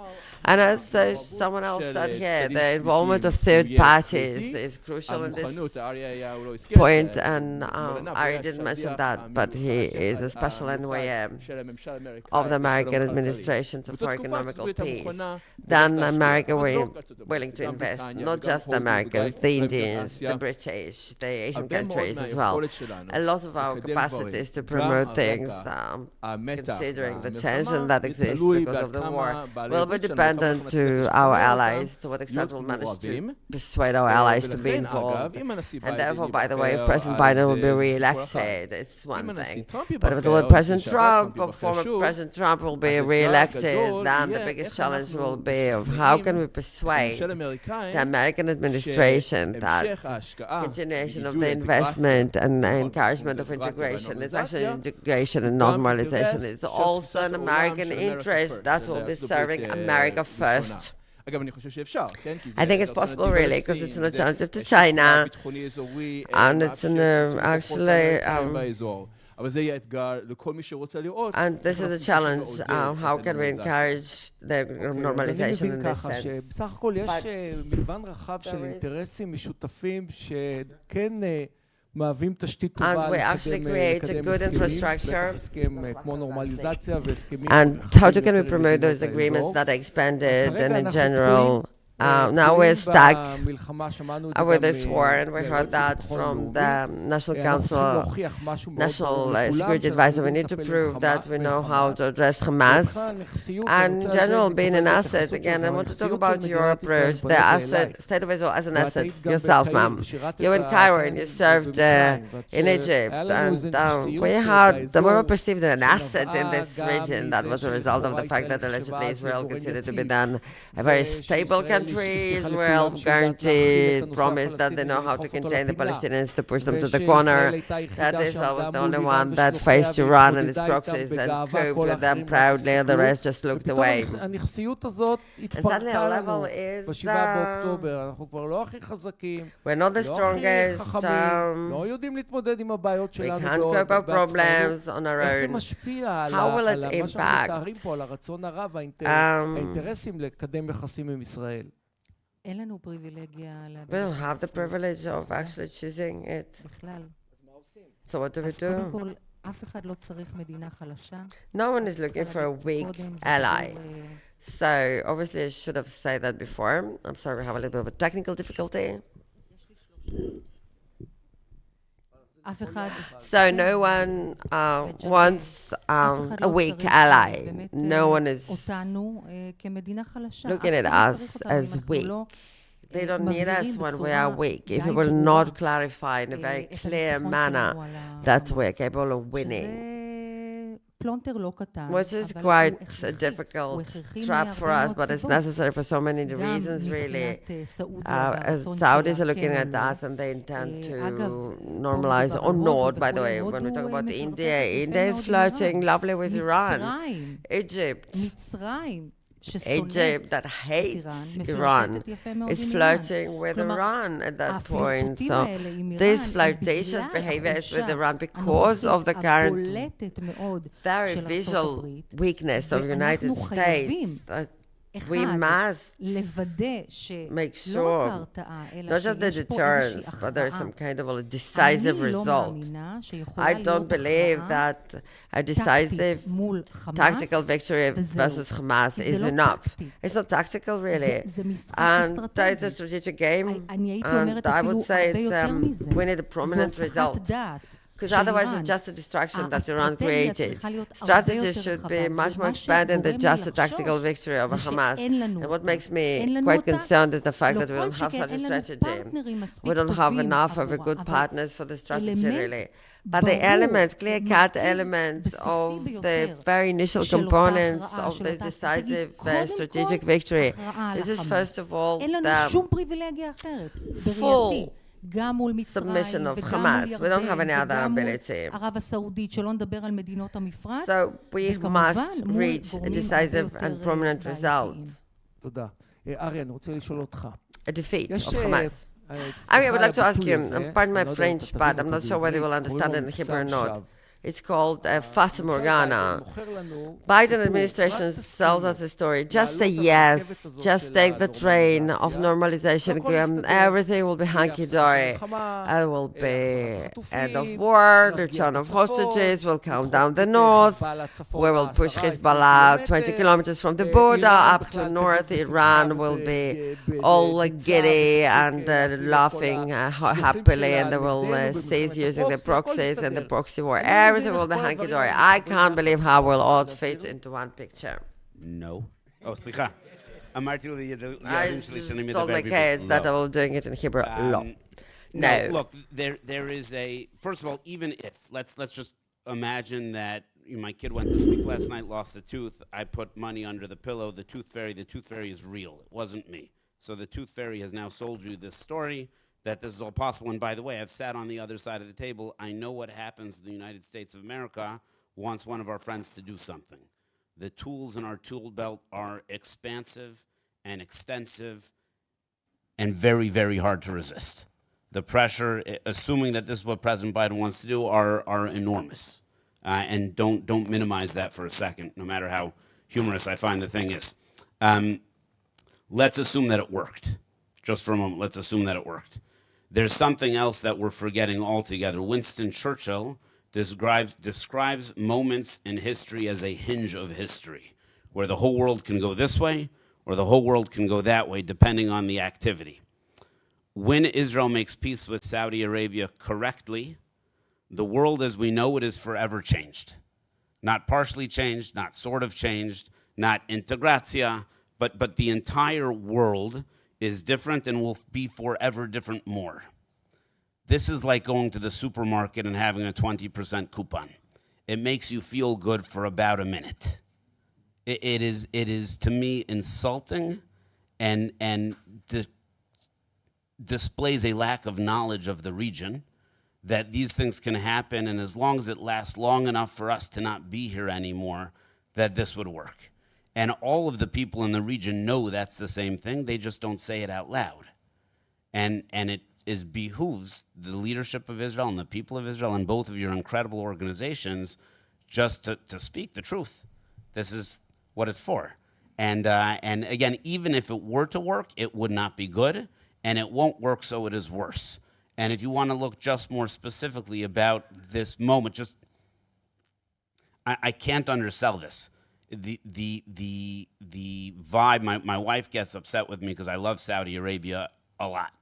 And she says, why? I said, well, it's just like Tel Aviv, but the girls wear more clothes. Okay, that was funnier in my house. The enthusiasm about tomorrow is far more than to put up with the aggravation of today. Every country has its problems today. If you're excited about tomorrow, you're willing to deal with today's garbage to be able to get to the pot of gold at the end of the rainbow. That Israel and Saudi have in common. If you can take UAE and Bahrain and Saudi and Israel, that will eventually resolve all of your problems. The rising tide will indeed raise all ships. The best thing for the Palestinians should be rooting for this to happen. But we also know, and it would behoove everybody here to say this very clearly, nobody actually cares about the Palestinians. Certainly not anybody telling Israel what to do, because if they did, they would be rooting for you to destroy Hamas. But they're not. They're rooting for you to stop, so Hamas stays in power. We built a pier. Why did we build a pier? Well, how did Israel allow America to build a pier? Like, these are nonsensical things that if you don't say them out loud, people start believe them. So now you've got this whole sipur that all of these things can happen, and now if you stand up against it, you're against peace. Mm-hmm. You're not a believer. We let all of these non-truths add up, and suddenly you start talking about the tooth fairy enough that suddenly people start believing it's a disaster. Okay, thank you. So last but not the least in our panel, Asher, I would like to ask you a question in the context of the previous question. Can it actually congeal? Is there a way using which we can recruit the Arabic countries to take responsibility for Gaza, for the rehabilitation, for stabilization of Gaza? It really depends upon us, because those countries, in fact, they know very well who Hamas are. They have no illusions about who they are. We have more illusions about Hamas than them. They're not going to adopt Hezbollah model of having an actual technocratic and, I don't know, Palestinian Authority, international coalition government, whatever you call it, when Hamas is remaining as an actual real dominant power underground. But if Hamas will still continue to exist, but it won't be a dominant power in the field, it's possible, by the way, there's very interesting discussion. Someone said that I think it was the Emirates said yes, and Saudis will say no, maybe yes, but the younger crown prince is more, I don't know, he has all the aspirations, ambitious, and etc., because Gaza is quite a project, but I think those countries can be very ambitious in this sense, and they understand the value of Gaza, that is a stabilized factor. For it to succeed, for NEOM to succeed, Saudis require this stability in the region in order to attract international investment. So it's actually a scenario that is possible. Israel can actually obtain the roles they wanted to dismantle the Hamas regime and etc. Maybe the parties will be willing to participate, but truthfully, even people maybe would have wanted to do that or don't think that the two-state solution is the best solution. They will never step in without the Palestinian legitimacy that they will receive. They will not join if they will perceive as someone who is actually undermining the national aspirations of Palestinian people. It shouldn't be necessarily just the Palestinian Authority. But collapse of the Hamas governance for sure, not to have Hamas running around, and they need a legitimacy of Palestinians, the clan, maybe the clans or local factors that will allow them to be part of it. So thank you so much, Ruth, Aryeh, Asher. Just one thing in common in understanding of all of us, that the main goal, immediate goal of ours is to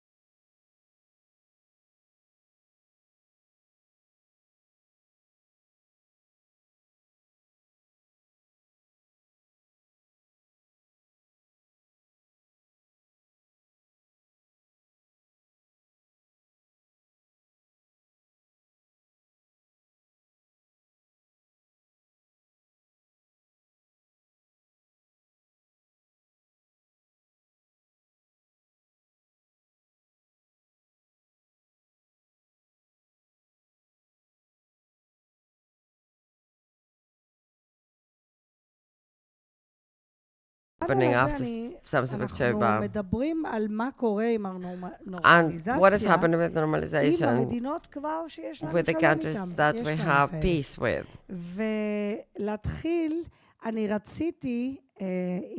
And I wanted to start with my friend who is an ambassador, first ambassador of Israel in the Emirates after the declaration of peace. And today is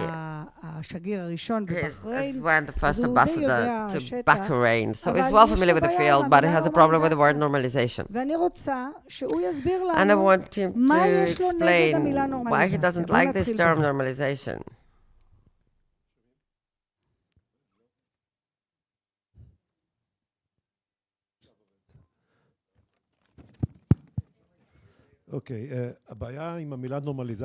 So the problem that I have is not mine really, and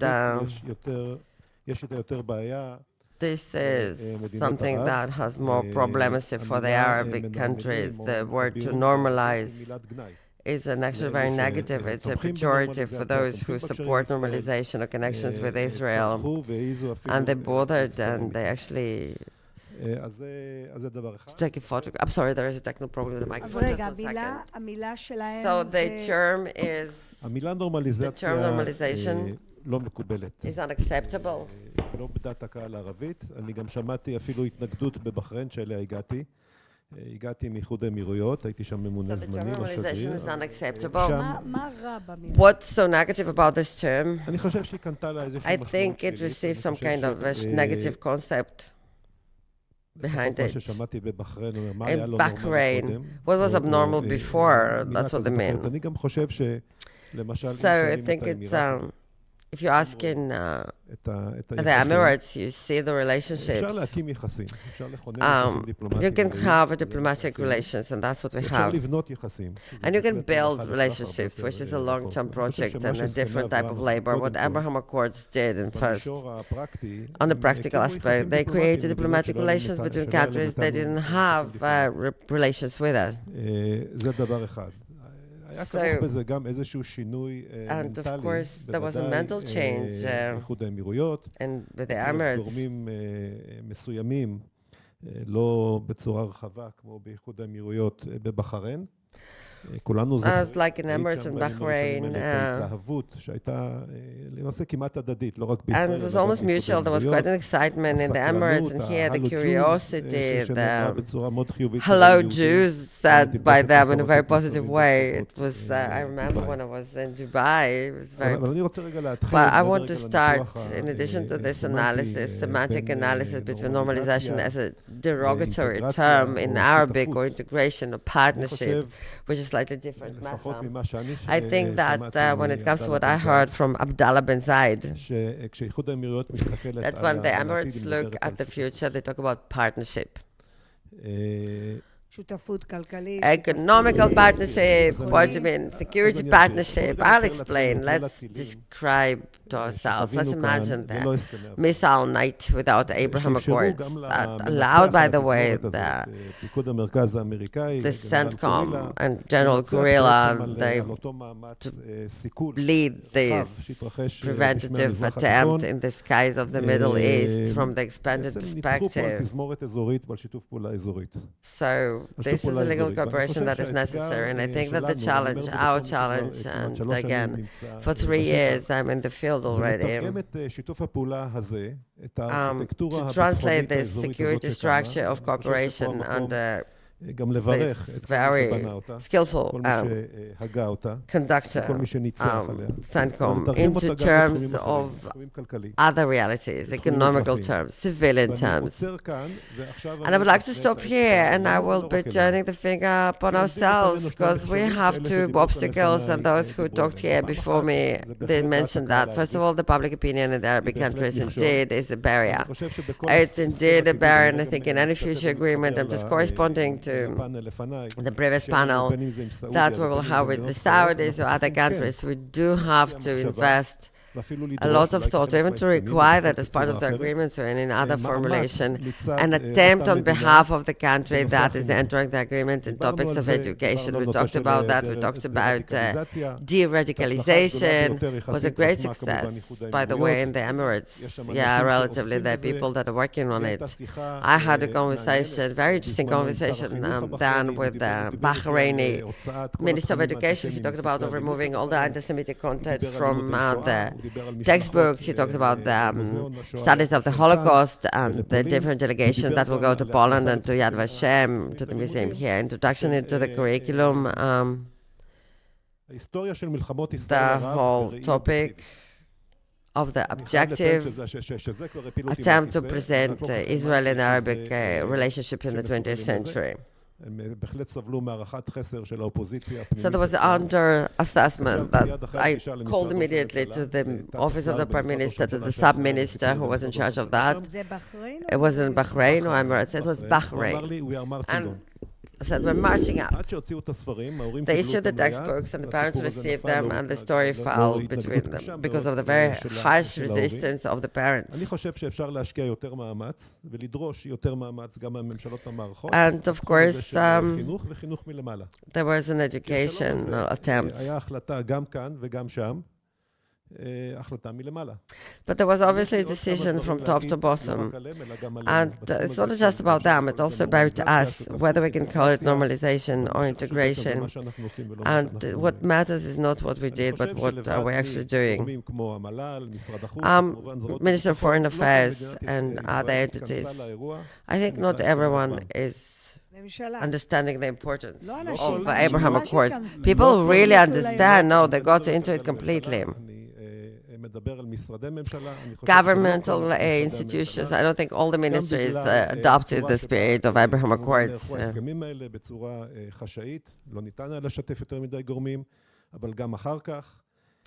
So, not everyone is on the same page here. I was in the Minister of Finance, and I was amazed that they didn't have one meeting dedicated to the question of ramifications of Abraham Accords upon the Israeli economy. I think it's a key event. And today we're looking for the substitutes of Turkish products today. A significant part of those products can be found in Bahrain, in the Emirates, and in Saudi Arabia. There are also willingness, well, even in Bahrain and Saudi Arabia, there's a willingness to export that, because the State of Israel here, we have the Standards Institute. No one bothered to look whether they're willing to grant the standards.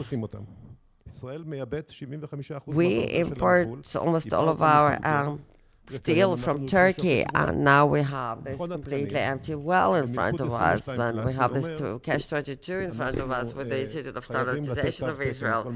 We must grant everything that enters Israel. We need to test it, but we can't really travel to the country where the Council of National Security warns us that it's actually dangerous. I can send them to the Emirates or maybe to Jordan on the side. I can't do that. So the Minister of Economics really wants, again, the minister really wants, all the ministers, they really want it, they want to import. And we have the transportational corridor, and we said, and Asher was very exact, with all due respect, there is such an ability to contain of 250 lorries at the bridges of Jordan. The majority of them are going to Gaza today, so even if they want to create here all this abundance, not necessarily we're able to absorb it. Is it the Institute of Standardization? No, that was just an example of a need when we talk about normalization. And of course, as the State of Israel, how can we contain that? And of course, I see here people from the Foreign Affairs, I think people from other ministries that used to work in security, I see people from ministry here and from the Ministry of Economics. We have people from different ministries, very important ministries, that were not on the same page. When I was in Abu Dhabi, and on the agenda there was done a double taxation agreement, which is the biggest barrier before signing that, the Minister of Finance. They decided that Mubadala, Adia, and a whole list of wealth funds, they are not a longer hand of the Emirati governments, which is absurd because obviously it's them. It's more than absurd, really, it's ridiculous. I had to bring in Moshe Kahlon in order to remove those friends from this very high tree upon which they climbed. When we talk about normalization, we can talk about it, we can have academic conferences, but in the end, we need people that will interpret that into realities. Hospitals that will be accepting doctors and giving them permits to work here and study.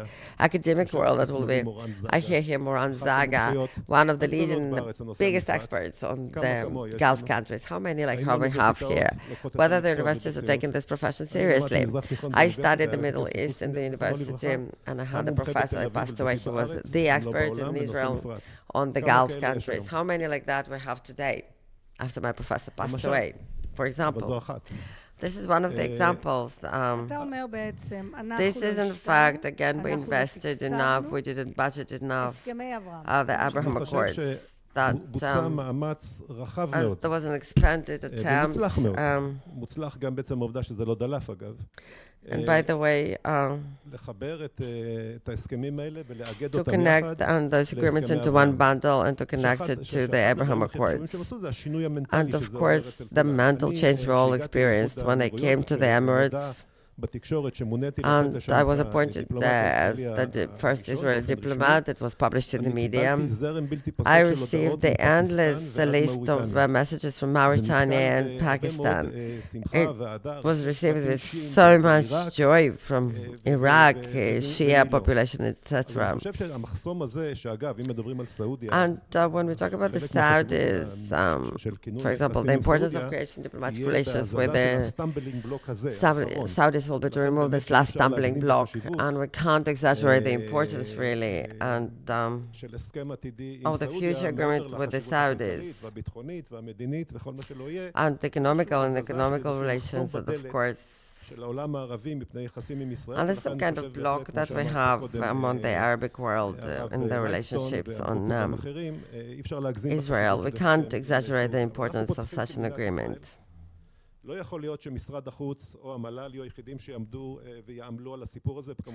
obviously the Minister of Defense and Ministry, Moshe Sharet in the past said in the 50s that the military, they are always leading. And the only country we were in touch with then was Turkey in the Muslim world, but it's today Ministry of Defense sends the people to open the embassies here with the Minister of Foreign Affairs, the only one in the field. So you can actually see the government of Israel as any government, by the way. I have extreme examples. What does it mean to normalize, really? We can invite them to open the biblical contest last time. They didn't want to do that. What was it? But there is actually a place. It's not about inviting them to be the one that will be opening the biblical quiz in Israel, but we could have prepared better. People didn't talk about normalization, creation, the diplomatic relationships with Bahrain and the Emirates, really. But today, when this matter with the Saudis on the agenda, we need to contain and we need to include so many entities and to even recognize the differences, understand the differences between those countries, their relationships, the potential of what is possible and what can be done, whether it's an economical topic and on other topics as well, education and etc. All the fields where we have advantages, relative advantages, where we encounter the bureaucratic wall. I served for 4 years in the National Council of Security when the Prime Minister then created the task force on India and task force on China. And I think today those things are in the open and they're not underground really. But I can say that, yeah, we need to create such an entity and to have someone in charge in order to prepare for the next big thing. I completely agree with you, and I think this is a very good point. And now we'll be moving to the only academic expert in Israel, Dr. Moran Zaga. She is a lecturer in Haifa University, but her specialization is normalization, integration of the Emirates and how will it impact and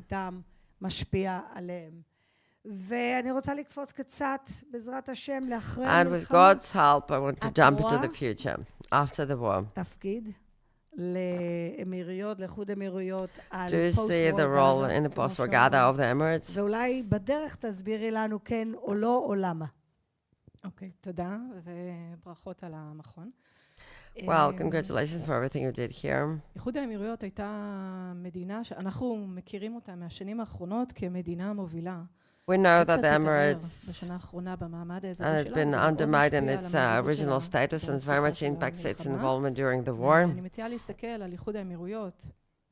And let's look at the Emirates and the relationship between the Emirates and the Saudis.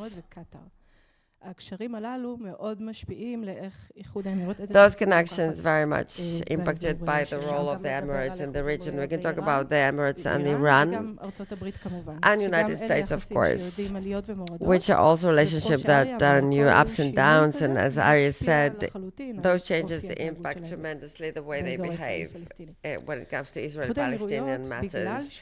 The Emirates, because they took upon themselves slowly lower role with all the geopolitical changes that happened after the war. I think the South is getting the mandate from the Americans to lead this regional forum, and they do it big time. Qatar is a team player. Qatar is not a Zionist state that is working in Gaza. They need to work together with other countries now and to align.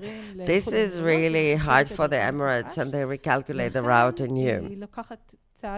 So they take a step back, and in something they're actually moving forward, but it's very complicated. Humanitarian aid, for example, they're leading the effort, they are leading in the field, and there's no undermining that. But again, it doesn't go for the day after question. As a country that up to now they were leading, I would expect them to present us a vision of how they see the day after in Gaza. And up to now, there's no such a public vision. Maybe it exists, but again, it's all under the table, and a lot of work is done as well on different forums that are more secretive, where the Emirates bring up ideas and suggestions, but they didn't suggest Dakhlan, they didn't receive the involvement that Israel suggested them to manage civilian aspects of the Gaza Strip. And the Arabic League, they didn't lead such a conversation. They sent a lower rank, really. There are problems indeed. They sent the mayor, the prime minister, not the president. And therefore, the Emirates are currently playing the role of the part of, and behind the curtain, they are pulling into stronger directions. And I know that they're copying the Chinese model.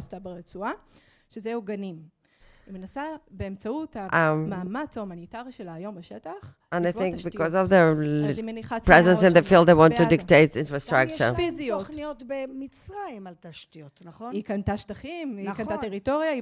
they bought territory, they're building ports, and it's that they're copying the Chinese model. They're bringing fresh water to people, you know, for people from Gaza. They hated so much the Emirates. And there was a right statement here that the Palestinians in the Arabic world hate the Saudis and the Emirates more than anything else. Today, the potable fresh water they drink, this is the water that they are desalinating for them. And there is complete coordination between the Emirates and the military Israeli coordination institution of Mohammed bin Zayed, Abdullah bin Zayed, the Minister of Foreign Affairs, invited the head of opposition, which is a statement. So it's not political level between the states, but not the governments. So on the governmental level, we see different statements. Sometimes there's a little bit of flipping finger on Emirates' side. But when it comes to working ranks, the coordination is amazing. Cooperation is absolutely perfect. They are the only sovereign country in Gaza Strip that are allowed to create infrastructure and to be present freely in the Strip, besides the international organizations. All the other countries that want to bring today merchandise to Gaza or products to Gaza, they need to actually download it at the entry to the Strip. But they have water and they have a hospital there. So they do intend to prepare themselves for an important role after the war. Again, so they took the humanitarian topic and they said, okay, we'll be addressing it because this is the time, this is the fire we need to put out.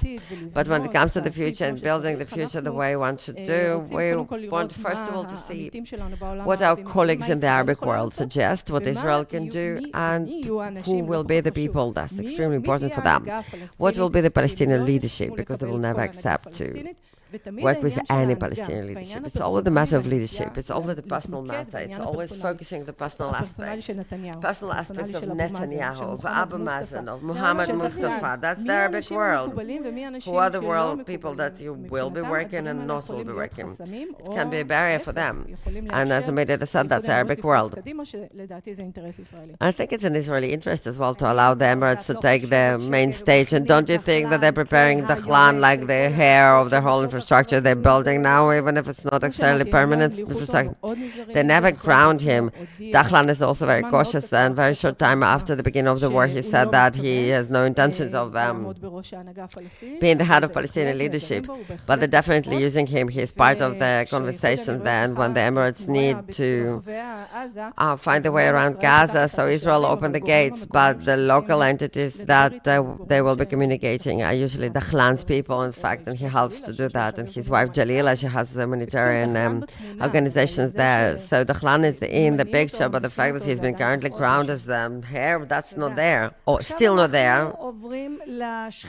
Let's move to our neighbors. Ophir Winter is leading research of INSS. גם כתב ספר Peace in the Name of Allah, Islamic Peace in the Name of Allah, Islamic Discourse, is the book that he wrote. מעניין מאוד. עכשיו, השאלה שלי כזאת. אתה חושב שמצרים וירדן רוצים and Egypt want us to normalize relationship with the Saudis? Do they want it? שאלה טובה, רק אגיד, יש לנו כאן כיסא אחד ריק. We have an empty chair. We're supposed to have here someone who will represent Jordanians. I was supposed to be an Egyptian, but it can be both, really. וגם צריך לתת קרדיט למנה תשמה שהייתה אמורה להיות כאן במשרד And I was supposed to have here other representatives, but they did share their understandings. לקראת השיחה הזאת.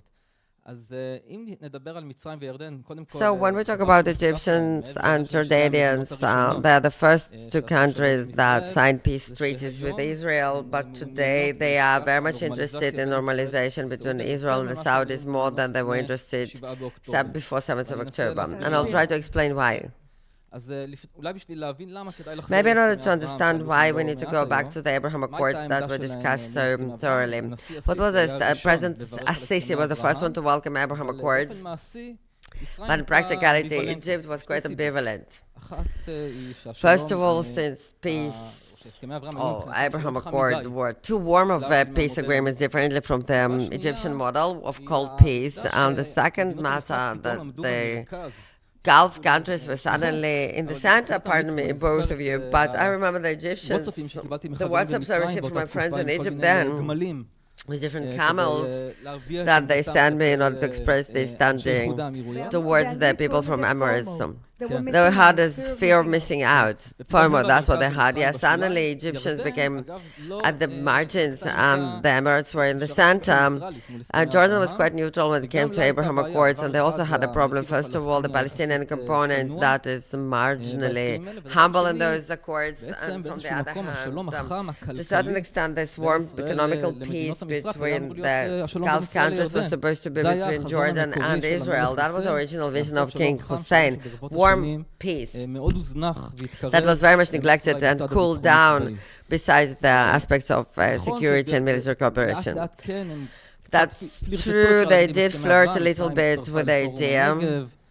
ירדן קיבלה את הפרויקט הזה של Prosperity Green ובלו. Prosperity Green and Blue, electricity and water, under the protectorate of the Emirates, and now it's been postponed. היו קצת מסויגות. עכשיו, לפני 7 באוקטובר, כשדיברו על שלום בין ישראל לבין סעודיה, על נורמליזציה. And of course, we'll talk about integration. שוב פעם, המרכיב הפלסטיני הדל. The Palestinian component that was quite scared. צריך להגיד, הנושא הפלסטיני מבחינת שתי המדינות האלה, זה נושא שהוא ביטחון לאומי. Topic, and for those countries, it's actually a matter of national security. Jordan with the Palestinian population that is very large, and Egypt with the border with Gaza, and they both see the Saudis as the last leverage upon the Palestinians to get something from Israelis on the Palestinians. ירדן היה לה גם עוד חשש גדול בנושא ירושלים. And Jordanians were also quite concerned with Jerusalem, maybe through the agreement with the Saudis. The Israelis will defranchise them from the special role that they have in the peace agreement in the holy places of Islam in Jerusalem. So, and the Mohammed bin Salman, a very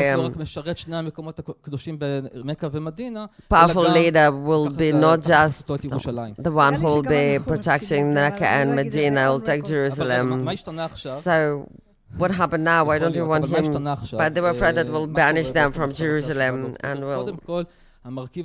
But now on 7th of October, the Palestinian component, as we heard here during the previous panels, when we talk about that, is extremely significant. It includes some kind of, as Saudis want, Israeli commitment that is more specific towards the two-state solution. This is something that the Egyptians and the Palestinians and the Jordanians love. Both countries understood that the status quo on the Palestinian arena is dangerous for the stability of the region and their own interests as well. For example, economical matters. Well, there was a report published this month on behalf of the UN that Egyptians are about to lose because of the war between $5.5 billion at the positive scenario to $20 billion in a negative scenario. In what sense? Because they build more borders. Both countries absorb losses when it comes to economical matters because of Houthis at the Red Sea and the way it ramificates upon the Suez Canal traffic. The fees dropped at 50%, which ramificates obviously upon the Aqaba Bay. The tourism in both countries was quite infringed. There is a theory that I read in the Egyptian newspaper that they say that Gaza and Gaza sounds the same to foreign tourists, so they don't come to see the pyramids because they feel it's too dangerous. So, yes, I'm not sure it's a scientific explanation or not, but branding is a powerful thing. And the last topic, because of which they actually do want the normalization at that point, is they intend to weaken the Islamistic pro-Iranian axis, not to give them this local success. We heard here before that maybe the best solution of Hamas to prevent normalization is to actually maintain normalization. This is how they perceive as an attempt to create a more moderate regional order that will be more suitable for them. And the last comment that I have to say that Egypt and Jordan are not very enthusiastic about the normalization between the Israelis and the Saudis, and it will be hard for them to step out against it because the Americans, they're the sponsors for them. And the Saudis as well just recently declared that they will be investing into Egypt $15 billion in development of the Red Sea region, $8 billion that the Egyptian citizens sent as remittances, those that work in Saudi Arabia. So there is such a dependence. Whether there is such a dependence, if there is such a dependence, why don't we demand more from the Egyptians when it comes to Gaza matter? And not some kind of necessarily. And not just to actually talk about the problem. How can they contribute to the solution? Well, Egyptians, in fact, no doubt must be part of any solution that will be obtained in Gaza. We know when it comes to the normalization, we know to what extent it's important to bring tools and economical companies. We know that Egyptians will be participating in some kind of international force. But it definitely has different stipulations. Egyptians want to see solutions in Gaza as a more expanded solution of the Palestinian issue. An absolute victory for the Egyptians will be the connection between the West Bank Palestinian Authority and Gaza Strip. And they also have quite a good of an explanation why should it be like that. Because if they will not have such a more stable explanation of this issue that includes all the Palestinian aspects, Hamas ימשיך להיות שם. יש שם עוד פעם סבבי לחימה. יהיה יותר קשה לגייס תרומות ולגייס כוחות בינלאומיים כדי להיות שם. רוצים לראות איזשהו הסדר They want to see some kind of stable arrangement, especially now when they understood the potential damage on the regional level and on the personal national level. So ironically speaking, actually before the war, they felt slightly hesitant towards the normalization process because they felt that they were slightly pushed to the margins.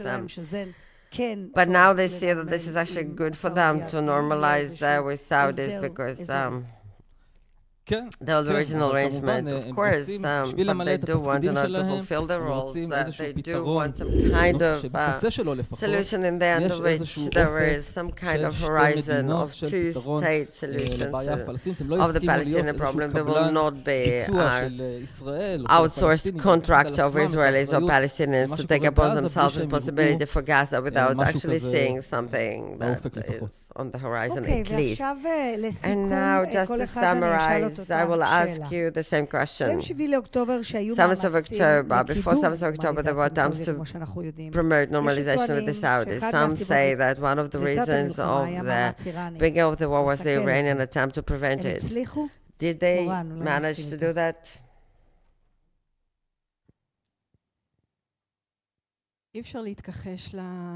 So did they manage to hinder?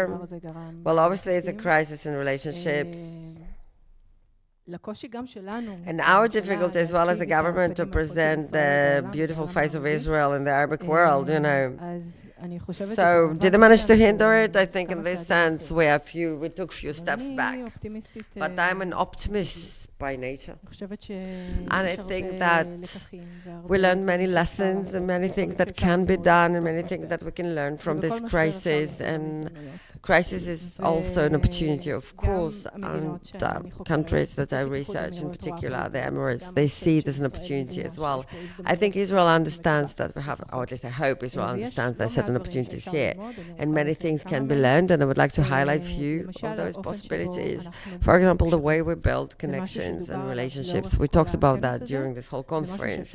This is something we can learn to improve and to build a module. We can actually take those conclusions for better and for worse. But how to build connections with the Emirates, for example, or Bahrain or Morocco. What not to do, you mean? And of course, obviously, as I said, for better and for worse, accurately. So, yeah. So to build new connections with the Saudis and other countries based on the model that we can actually generate here, that can be copied from one country to another. All the countries have their own specific characteristics and uniqueness, of course, but certain patterns can be identified. I'll give an example. Multilateral matter. Because of the very fact that the Emirates are hosting so many different agencies and conferences and events or multinational events that allowed Herzog to arrive in the midst of the war, and Eli Cohen arrived in the middle of the war to the Irene conference. So through this multilateral event, we have some kind of international coverage. They don't have to say, okay, we invited, but you can also organize few meetings, bilateral meetings with the high-ranking politicians that are there.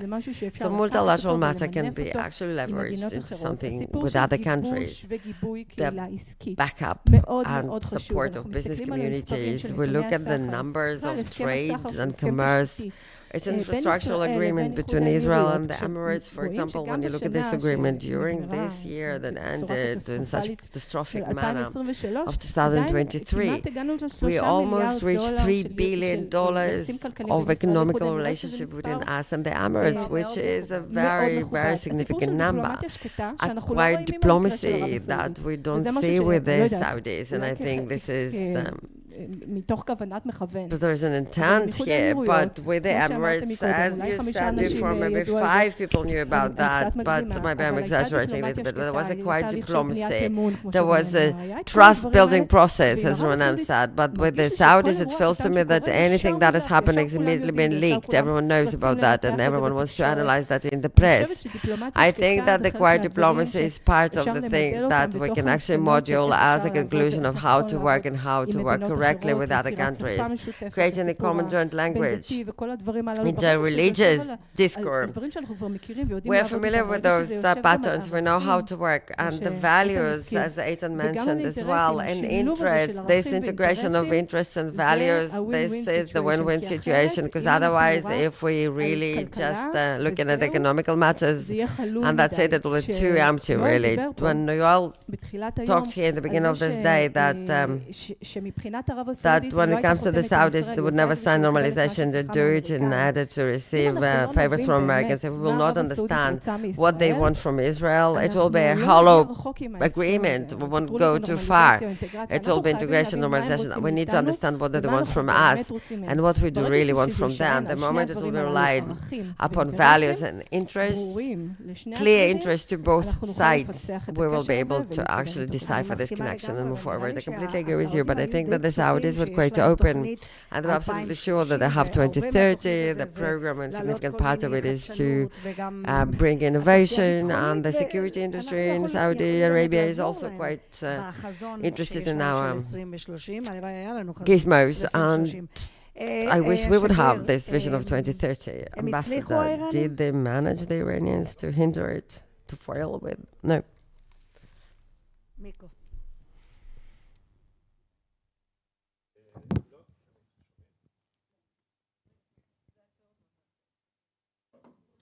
לא, אני חושב, ואני לא No, I think they didn't. הם הצליחו לעכב And I think the Arabs don't want to see the picture of victory of Hamas. I think the Emirates is a long-term vision. One of the advantages of the principles in Emirates, they don't have an expiration, they don't have elections every 4 years. So when they talk about strategy, 20, 30 years, it's 50 years. They want to reach Mars in 2070. Abdallah bin Zayed talks about partnership, long-term partnership. So they do look into the future, really. They do look above the crisis. And there's a first-hand experience of mine in Bahrain. Concern, delay, and demographics are very different than the Emirates, and the economical situation is different, but they also look into the future. And they talk about the day after Rafah, maybe, in relationship with Israel, and of course I hope to hear good relationships.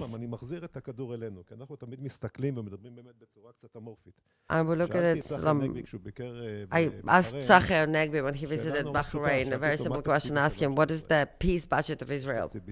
There is a security budget of Israel, public transport budget, but what is the budget of peace? I adopted this idea from Gila Gamliel that told me once that while she was visited in a completely different context, when she was in charge of the development of women's status, she managed to ratify a decision that every governmental ministry will pledge that parts of its budget will be dedicated to the promotion of the women's status, whether it's economics or is it public transport government. I think it's quite a good idea. I don't know whether she succeeded or not. It's a very good idea. I'm not sure she implemented this idea or not, but actually I'm asking you, because I have here people that in the past maybe they made decisions, but now they will be making decisions. What is the peace budget of the state of Israel? We need to prioritize when we have budget, and then more things will be dependent upon us and not on just talks about peace. I will be talking more about let's make peace when it comes to the practical aspects. And I would like to remind you that Nitzana crossing, it took a year and a half, and it was, and I looked into it. I just wanted to learn what is happening in Jordan. This is how the trade is supposed to move from east to west and west to east, and what are the programs and plans.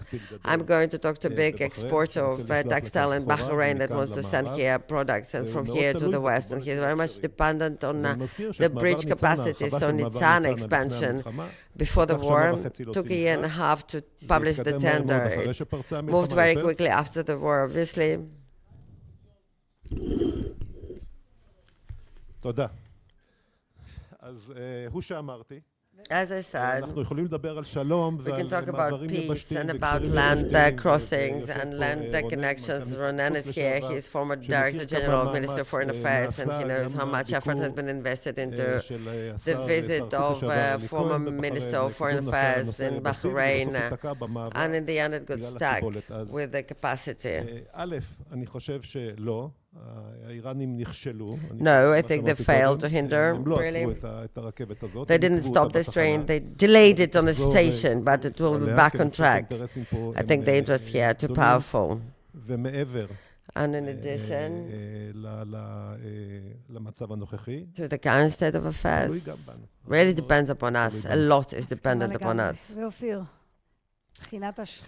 Our neighbors, Jordan and Egypt, well, whether they managed, I think the Iranians succeeded too much. The very fact that you're here and not in Manama is an example of those successes. I hope. Peace between Egypt and Jordan and Israel is actually emptying itself from the content. I'm not sure we're at the bottom, but we know that Jordanians already returned the ambassador. We mentioned the Prosperity Project that was postponed in relationship with Egypt in the dire crisis. Deep crisis, really. We also need to calibrate our expectations. Even normalization will create here some kind of regional anti-Iranian alliance. The Egyptians and the Jordanians and maybe other Gulf countries are not there. This is not just this Saturday night when we were attacked. As far as they're concerned, Egyptians and Jordanians, obviously now we talked about public opinion. An idea of having a public alliance with Israel against Iran is impossible when it comes to the public opinion. An additional topic, the way Egyptians and Jordanians see United States, whether they can actually rely upon them as an ally during the crisis. I'm not sure they completely trust them. I'm not sure and the Saudis as well need to wake up. Yeah, in the light of the former past experience. And Iranians are perceived as the country with which you need to reach some kind of system of understandings to limit the regional polarization and to try to live together with them. We saw now when Raisi was killed in a crash, we saw this very appeased messages exchanged between King Abdullah and the leadership in Tehran and Assisi. But when you ask about the topic of that night when Iran tried to attack Israel with drones and missiles, and Jordan stood alongside with us, another thing that we learned that relationship with Israel and Jordan is still derivative of our relationship with Washington. When Washington told them to stand up, when Sisi called, when Biden called Sisi and said, you will be introducing the humanitarian aid through Rafah, through Keren Shalom. Assisi said yes. When the United States attacks us or criticizes us for armament deliveries, we see Egyptians joining them lawsuit in The Hague. We must preserve the united front with Washington if we want to preserve our relationship with Egypt and Jordan. We need to convey strength and power to position ourselves as some kind of anchor of regional stability, a path to Washington, which will pave the approachment to Jordan and Egypt. I didn't think about that. Such a great understanding. You're so correct. I think we have a few more questions.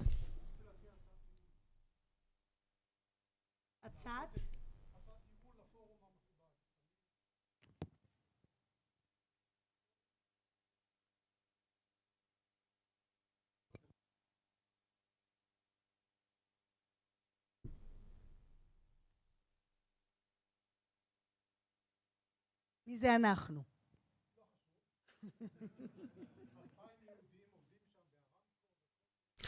I can't hear the questions, unfortunately.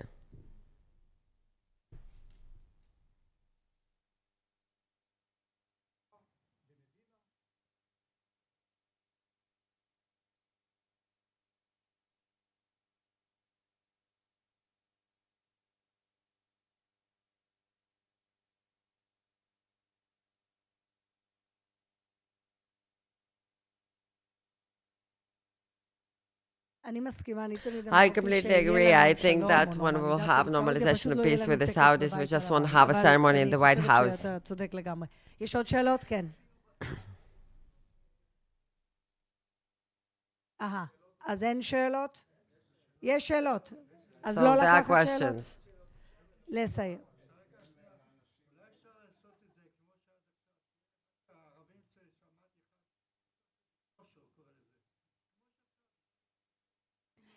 It's very difficult for Israelis to be quiet, so you understand that. So partially the problem that we're all looking for our own headers, that's the problem in the state of Israel. Many people are looking to gain political capital and not to get to the results. I think I've been asked to finish this panel, and thank you so much to Moran and Eitan and Ophir. Fascinating conversation.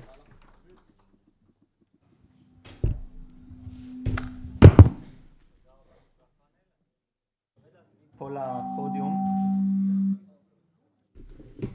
את מאיר בן שבת, ראש מכון משגב. So we have here the head of the Misgav Institute, Meir Ben Shabbat.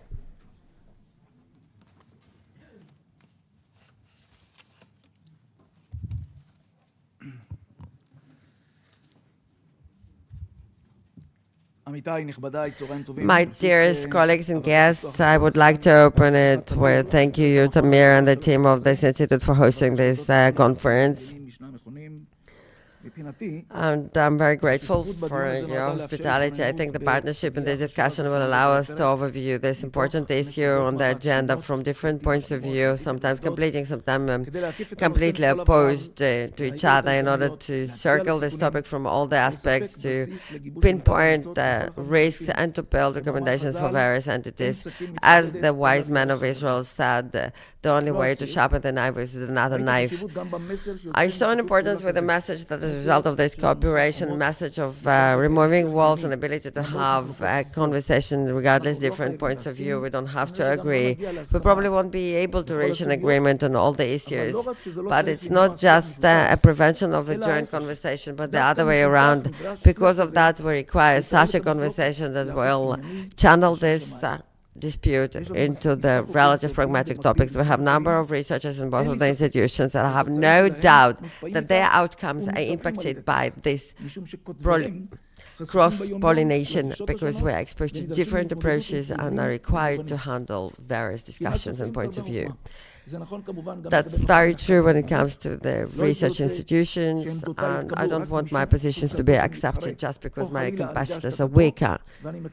I do think that this is the spirit that is breathing in the corridors of other institutions as well. Distinguished guests. On 7th of October, there was an earthquake in Israel, and the shock and the horror of this monstrous attack, we added the sense of humiliation of national honor that has been trampled, and the shock by the failure of the critical systems that we did develop while remembering the surprises of Yom Kippur War, while celebrating 50 years. The reality is still emerging in the northern border versus Iran and other of its proxies, in Gaza, on the political arena and the internal playground. The hostages still yet to return, and I would like to join in my prayers to their quick return, and the combat continues, and the list of fallen soldiers is long. The evacuated population is still evacuated. The Israeli society moves from the hell of the southern district to the battlefield of Gaza. It's still losing and trying to process what actually happened. The war undermined certain assumptions and historical paradigms, and arose among many of us thoughts about the meaning of the state, and brought us back to the very existential foundations as a nation and as a society. The recognition, based on which we wanted to liberate ourselves, but we are still in existential battle. Israel, after the war, will never return to be the way it was before. It will be wounded, scarred, in pain, but more connected to the very founding values of it, aware of the fragility of its existence, more sober, more moderate, and more cautious in the policies of security, foreign relations, and one would hope in the internal battles that exist in our society. And from here, I would like to access the topic of our conversation. Normalizations with the Saudis is a very important purpose of Israel, where we should invest a lot of effort, though not at any cost. From the Washington perspective, Gaza is not just a threat. The war in Gaza is also an opportunity for them. This is, as many speakers said, this is the chance of changing the global order to create the new Middle East, the center of which the normalization of a regional scope, and to pave the two-state solution vision. I assume that in the White House they would have happy to declare, yeah, we prevented the regional war, and secondly, we allowed the innovation of the global trade through the Red Sea. Thirdly, we switched the Middle East to the American camp. We converted them. We created the local alliance against Iran. 5, we brought to the end of the Arabic and Palestinian conflict. We added and took out the power from Gaza and Hamasi hands, and we opened the route to Palestinian state. That can be quite an achievement for Biden administration that will impact not just the foreign affairs, but also the global economy and the American one as well. How should it happen? Those of you who are not as knowledgeable as the representatives of the think tanks, Israel will have to agree to end the war and to accept Hamas requirements to release the terrorists, go back to 67, and to receive the hostages in return. Israel will have to accept that the Palestinian Authority, under different brands, will will receive responsibility for the civil management of the Strip, and this is how they will be able to say, okay, main topics of war were obtained. We returned the hostages and we removed Hamas from power. This end of war in Gaza will end the warfare in the north and in the Red Sea. In addition, Israel will forced to give its consent to the route that in the end will lead to the Palestinian state, and if not, any other stipulations of the Saudis for normalization with Israel. Israel have to agree for concessions on the nuclear civilian reactors and the defense alliance between both of the countries. In addition, will receive the alliance with the United States as well in different formulations. From the first point of view, it seems perfect. From one hand, with few uncomplicated steps, we can rearrange this Rubik cube. But from the other hand, it's indeed a real visionary solution that will raise us from this Gazan swamp and bring us to the summits of the optimism and new spirit that the nation is so thirsty for. And if you wish, it has also a certain victory over the axis of evil and Hamas. Those that wanted to stop normalization will receive it regardless.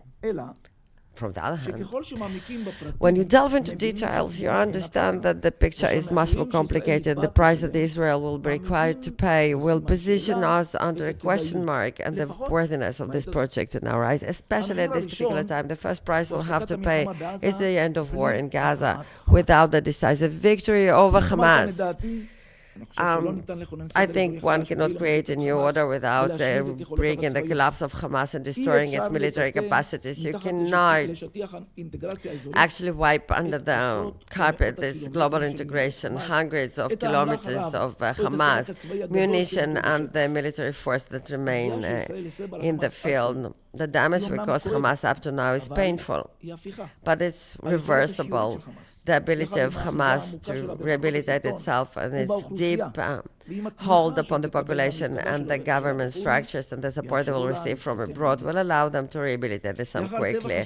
After the massacre of 7th of October, the results of Gaza war is an existential matter for Israel. The Israeli deterrence and the image of our security strength are currently a test, and they have a decisive impact upon our political status in the region. Enemies, friends, and those who are hesitant which side to choose in the international system are looking at the occurrences in Gaza. The results of war will dictate significantly the way they see and perceive us. Israel signed the Abraham Accords. Out of its power, the move with Saudis should not be perceived as a lack of victory and weakness. In order for us to be able to return and to settle down in the Western Negev, we must remove the threat. One of the hostages that were returned from Gaza in the deal with Hamas told in the media interviews that in conversations towards her release, the capturers offered her not to come back to Israel in one of the settlements of the Otef. So you shouldn't go back there, because we'll do that. We'll do that again and again and again.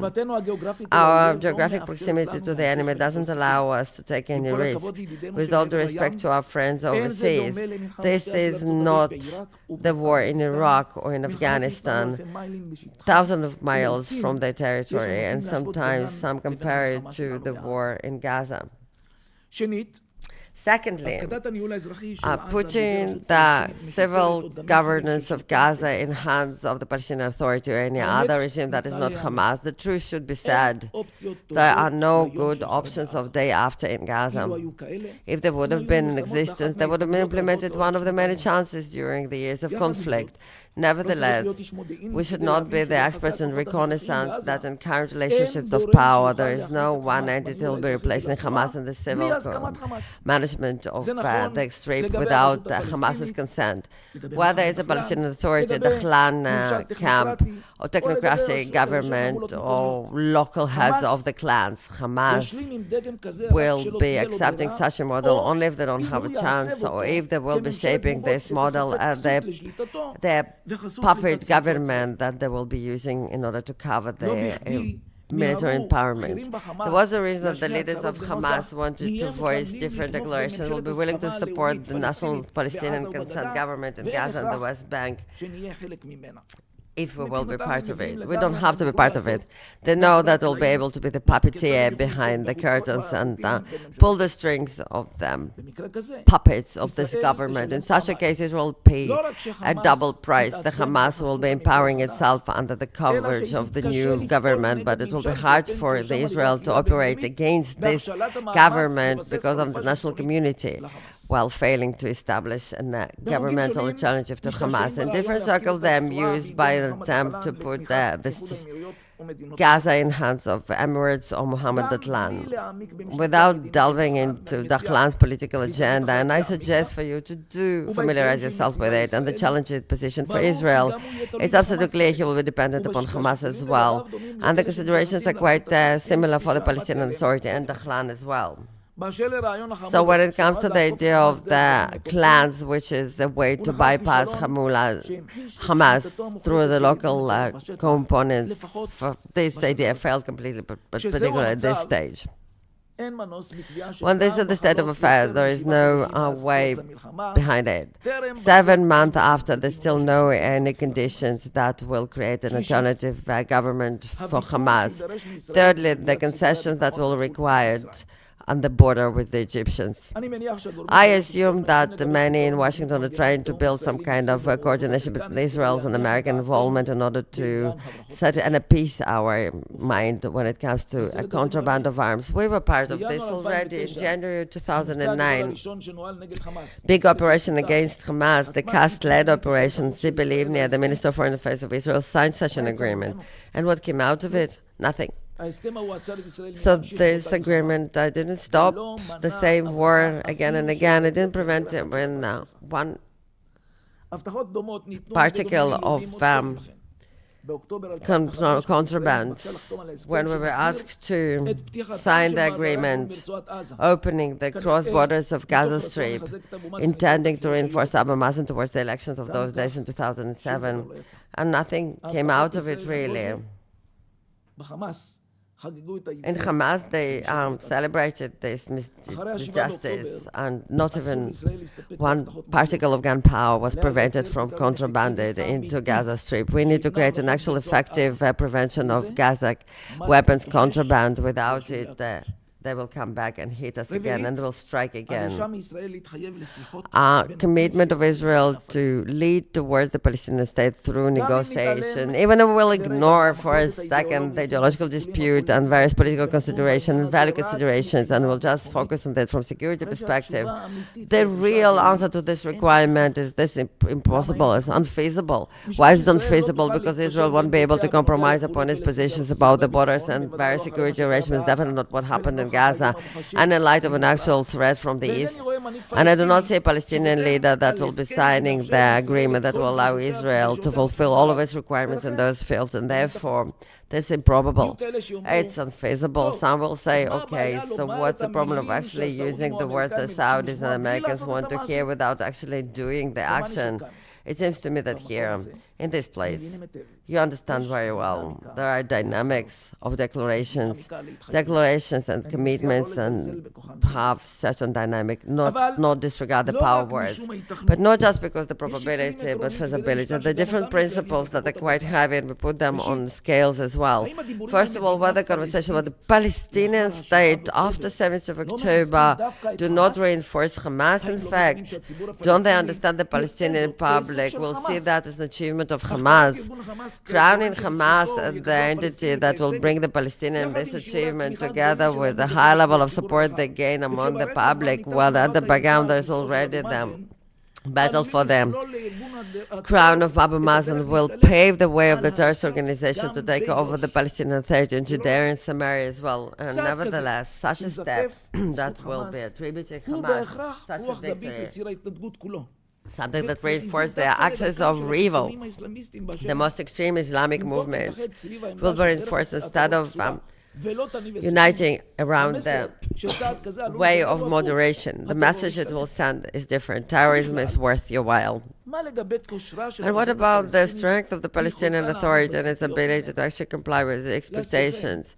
Just to remind you, by the way, from 7th of October, Israeli military forces and agencies of security arrested more than 4,000 activists in Judea and Samaria, which is, in general, 18 arrests a day, I'm sorry. That's what we have to invest in order to allow the security in the areas where the Palestinian Authority is supposed to be in control without the crashes of Israel, whether the Palestinian Authority will be capable of actually complying on its own, whether those challenges of this particular time, and what about the position of the Palestinian Authority? Whether the Palestinian Authority that still commemorates with its educational system the battle awareness, pain terrorists, they never admonish the massacre of 7th of October. Shall we give them the reins? Shall we ignore all of that? Whether we expect it to take upon ourselves those chances that are similar to that. After the heavy price we paid, and we still continue paying, the political rank not just allowed, but must be sober and cautious and suspicious of the political future. Israel needs to trust itself mostly and to avoid entering processes that will be difficult or maybe even impossible to leave. Fifth point I wanted to bring up, but most important one, I think, is the issue of Iran. One can understand the positive impact, as far as we're concerned, that the local coalition may have against Iran, but whether it will be actually effective. Can you solve the nuclear problem? Whether we aspire towards pointless agreements and arrangements, the updates for recently that the United States resists the ratification of the Atomic Agency, a board of directors, reinforced that there are certain understandings between the parties that are being currently forged under the table. Those understandings will not solve the problems. Two additional issues connected to normalization with the Saudis, connected to the alliance with the United States and the nuclear that they require. I think when there is a unique status of Israel in the alliance with the United States and the qualitative advantage is maintained, we shouldn't be against it. We should actually support the alliance between the Saudis and the Americans. On the nuclear civil reactor, if the reports we receive are correct that the Saudis flex they're willing to enrich uranium on the American soil, then it might be an opening for certain progress. If those rumors are correct, because as Yoel said before, it's undermined my certainty of the statement, really. The defense alliance between the Israelis and Americans, well, there is an attempt to actually obtain that as a part of the Saudi deal, is under a lot of question marks in our system. There are a lot of advantages when you enter such an alliance, but you can't ignore the risk and danger that it might position certain restrictions for Israel, an additional cost that we will pay, which I cannot currently undermine because of the lack of time. So shortly speaking, it depends on the characteristics of this treaty or the circumstances that will require to be fulfilled in such an alliance. To summarize my position, normalization with the Saudis, as I said, an important goal for Israel, but nothing to neglect, something we need to aspire towards, to make an effort to invest a lot into it, but as I said, not at any cost. And we need to reach normalization from power and point after rehabilitating our deterrence, removing the threat in Gaza, and out of a sober policy on the Palestinian matter. We need to continue a conversation with the United States to create the formula that will allow that and to guarantee an effective response to the issue of the Iranian nuclear. And if you will allow me, I would like to finish with a few words that are related to the bigger picture, and to say that, or to connect it to the things with which I opened. From this great darkness of 7th of October, tremendous forces that we have emerged, the spirit that showed that the nation of Israel is not tired and not fatigued. Our spirit is strong, we're well connected to our roots and the basic values, determined, vigorous, are not afraid of a lengthy path and journey. As we didn't lose our hope, what we actually saw reinforces this hope very much.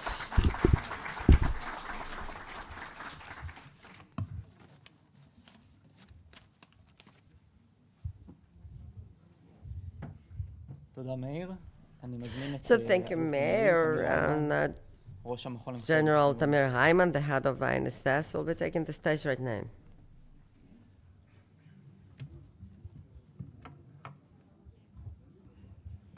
שלום, תודה רבה. So, thank you for your cooperation, and thank you, Meir, my friend. And we go way back, mostly nights, really, not just days back, but nights back somehow, in the world of security of recent years. And I'm very happy that we cooperate here between our think tanks. He was a researcher, he left, and we continue to collaborate. And I think this is definitely in the spirit of this current period. I would like to say a few words about the way that we behave here, the audience really. This recently, all the nerves are exposed, people are less tolerant, and everything is sensitive and so difficult, and I'm really happy to see that when we listen here, it's attentiveness. Recently, I don't see it too much in those forums, so maybe that's a result of this cooperation, but I really salute you. I would like very shortly to address the words, and to put it this way, I think that nothing that comes at any cost before I get. Why is it important to actually follow the path? But any cost is always, I'm not familiar with such a thing that any price. Everything has a price and everything has a calculated risk and cost, an alternative cost, and the cost of risk. You can't say at any cost, but you need to look at the reality. And some things that I will be saying may be bad news in your eyes, but we need to improve the security situation of Israel. The victory is obtaining the objectives of the war, an improvement of the security reality in the long term, obtaining the purposes of the war. I don't want to expand on that too much, but improving the current security situation, and that's something I want to address. The general regional deal will do that. There are three challenges where the national security of Israel policy led us to the bad situation, and those are the bad news. One of them is the resistance front led by Iran is perceiving itself as superior when it comes to strategy. Iran managed to create reality of the threshold of a nuclear state that at least cannot be threatened by any global entity that will be threatening upon them. No one has a threat that will be actually a military threat upon Iran. So they have almost immunity in this sense, and they're controlling 4 countries in reality. They managed to finish the multi-annual plan of force build-up that was planned for 17 militias all over the Middle East. Iran managed to connect through the very successful work, as far as they're concerned, through Nasrallah, the resistance front, the Palestinian resistance world to the resistance front of the Iranians. So as far as as far as Hamas concerned, they are the cutting edge of the regional strong superpower that reached strategic superiority upon Israel. If you are getting into this mode, we failed to do that in the past, you understand the audacity of 7th of October, you understand where it came from. This process, this axis should be changed. If we'll continue to do what we did before, we'll just make it harsher. We'll turn our situation to dire one versus Iran, normalization with the Saudis. Regional normalization is not just the Saudis, in fact, and this will be impactful. I was tonight I returned from the Emirates. I don't even want to hear about the security ramifications of those regional agreements. You don't have to say it out loud, but in this neighborhood we all know who are the friends and who is behind it. So you don't have to say it out loud, but versus the bloc that recently managed to actually bond and reinforce itself and to tighten its rows, the other side didn't do that enough. There was a momentum, but we stopped. And therefore we have a very bonded, active bloc of resistance supported by Russia actively and indirectly by China. And now we can actually build a very powerful camp that is tenfold stronger, backed up by the Americans, strong with technology, strong with economics, strong in and definitely victorious. But this is not where we're going to. This is my point of view. At any cost, but listen, but the cost is quite high, I guess. But again, the conflict between the Palestinians and Israelis, so much has been said about the concept that we're broken. We all adopt different concepts and we all love or hate different approaches. And we can say that that's what brought us to this particular point. But management of the conflict, and there's hope that while everything is quiet, things will dissolve. That was a mistake. It proved itself as a mistake. And this just doesn't work. It doesn't work. This split within the Palestinian system when Hamas traveled to one direction, Jihad went elsewhere, Fatah is going to different direction, allowed to manage this conflict better, but build also a stronger Iranian-led resistance front, because each component managed to create a state of affairs where the state of Israel is operating versus a more complex system. And that we need to bear in mind as well. The third matter, we're in the world of the global competition, and this global competition, those who are not in the space of right alliances, the partnerships will be erased, and they're big blocks, but the smart ones create regional blocks. In the Pacific, there is the Southern American one, the African bloc, and the Eastern European bloc, if it will conduct itself right with them, will be completely stuck between two superpowers, and we have this opportunity of finding the right strategic partnership. So versus Iran, when it comes to the Palestinian matter, and then the global competition, normalization with the Saudis will create a completely different regional better dynamics. The war, the other thing I wanted to say, the war is an opportunity. Any war requires the process of end of war, in the end of which there are arrangements and agreements. This is how war ends. This is how it happens. So therefore, when we understand that this war, in fact, will be over at a certain point with a certain system of exiting from this war, we can use this vision of normalization on the regional level, and the day after that I will say a word about as a possible process. The other matter this war created is something else, a destroyed area, completely destroyed area, which is an amazing opportunity, in fact. Gaza Strip, 70% of it has been published, actually requires an in-depth rehabilitation. It's a potential, not just for the sake of this rehabilitation. This is not that interesting, at least to us, but to use this rehabilitation as an attempt to significantly improve the state of security of Israel. We did something in Gaza quite big, really. Now we can actually benefit from what we did and to conduct, okay, it happened, doesn't matter, let's cope with that. And third matter is operational, but it's been mentioned here, but Tzachi Negbi, the advisor to the government, Rafah, will be over very soon. The operation Rafah will be over, the campaign in Rafah will be over. And the moment it's over, based on the operational plans of Gaza, of IDF, we don't have another Rafah.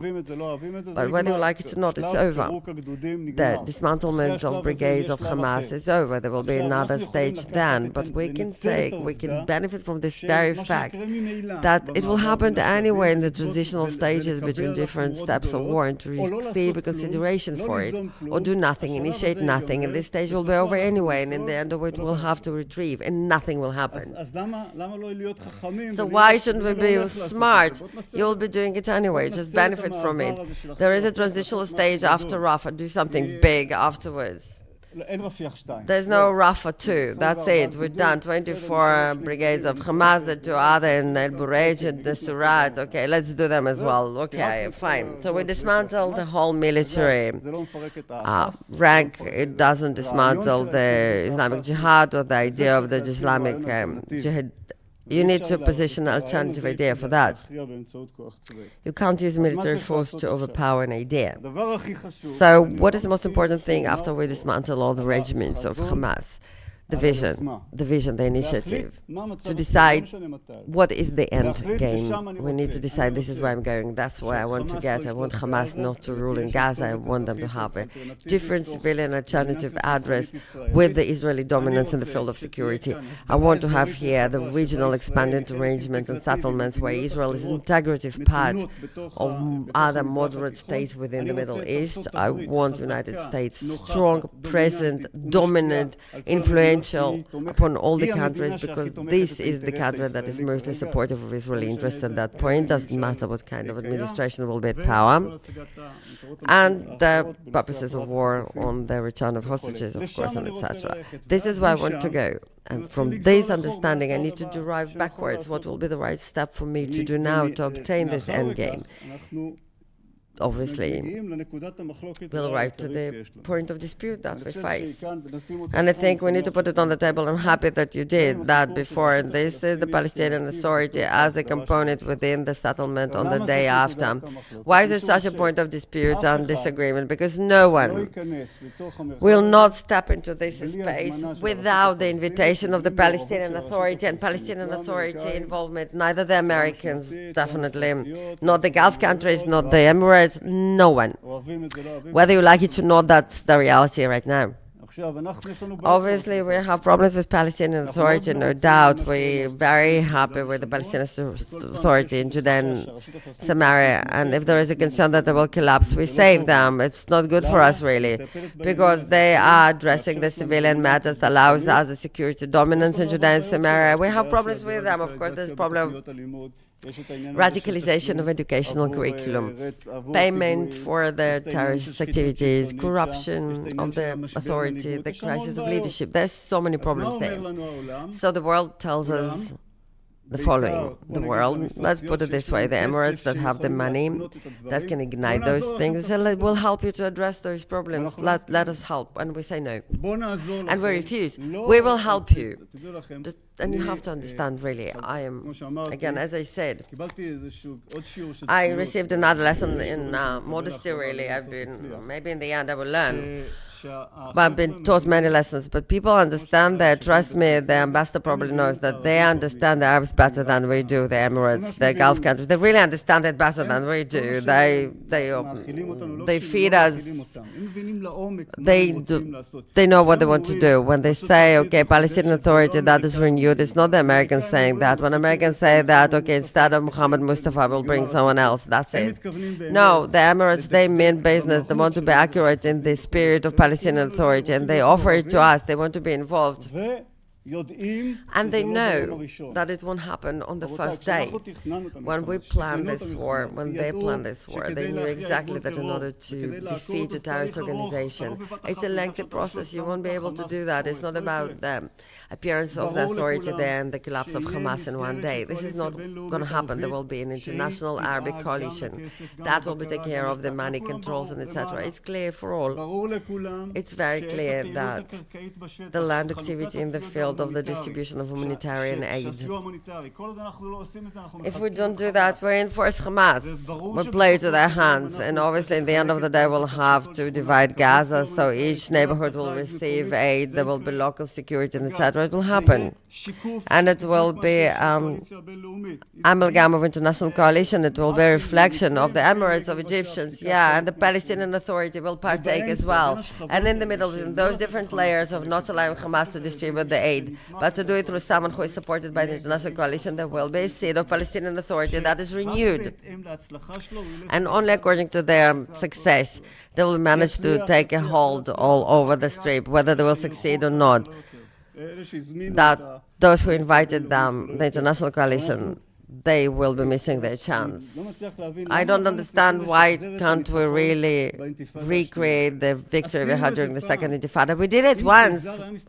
If the alien would be looking at the state of Israel and say, but you managed to do that, it took you 4 years, why can't you do it again? You should do the same. What did we do then?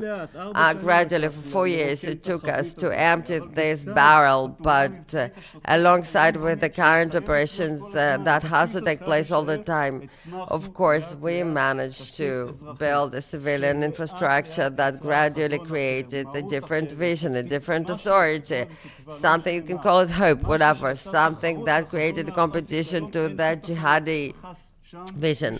Islamic Jihad is there without any competition. One you kill, you have 4 volunteers that appear. Look what happened in Jabalia. We killed 670 people, and again there were 700. How is it possible, really? Because today in Gaza, those are the heroes. Those who were killed, they want to avenge and come instead. This is the process where we need to create some kind of alternative, something that is not just a military alternative, but in a deeper infrastructures as well. Towards the end of this discussion, I would like to highlight 2 comments I had. A little bit of a pessimistic comment, really. In the profession called strategy, there is what one would call the connection between the strategic purpose and the operational form. If you wanted the military regime in Gaza, and I agree, those who said that military regime is the right way and the safest way to do that, yeah, you're right, absolutely true. It's expensive. It will put us in trouble with the world. A lot of difficult things. We won't be able to cope with Hezbollah at the same time. A lot of disadvantages. But the statement is true. You should have get it in the beginning. Now in the field, it's impossible for us to establish a military regime. There's certain operational form of raids and entries and exits. This is not how you build a military regime. You want the military regime to make the decision on 14th of October that I want the way they made it. They always give an example they don't like of Germans. And Malta agreed. Committee, they decided to divide German into 4 different areas. Or the martial regime in Japan for 2 years, when you decide that the military knows how to do that. But again, for 8 months now, you want to start anew. That doesn't work like that. The military knows how to do that when you get the instructions. Okay, there won't be a martial regime. There is new alternative civilian address that will go and accelerate within the years. But they didn't do that. So we didn't do A, now we'll go for the B. No, we can't. We can't continue like that. And another word about the strip, really. Look, decisive victory above the terrorist organization, complete defeat, you need to dismantle the military structure of this organization, but you also need to fight against the main entity that brings the success, which is civilian infrastructure, and we don't do that as well. Few more comments, really.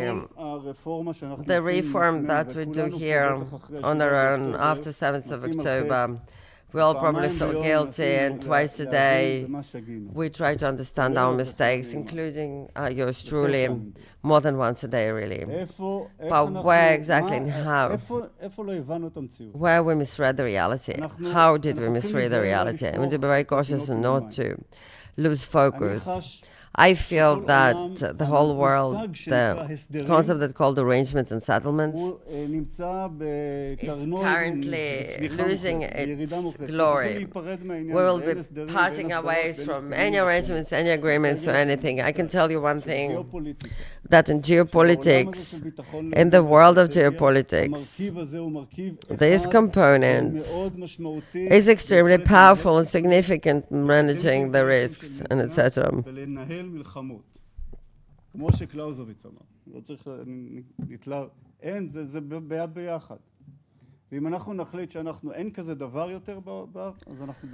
So if there is no such thing of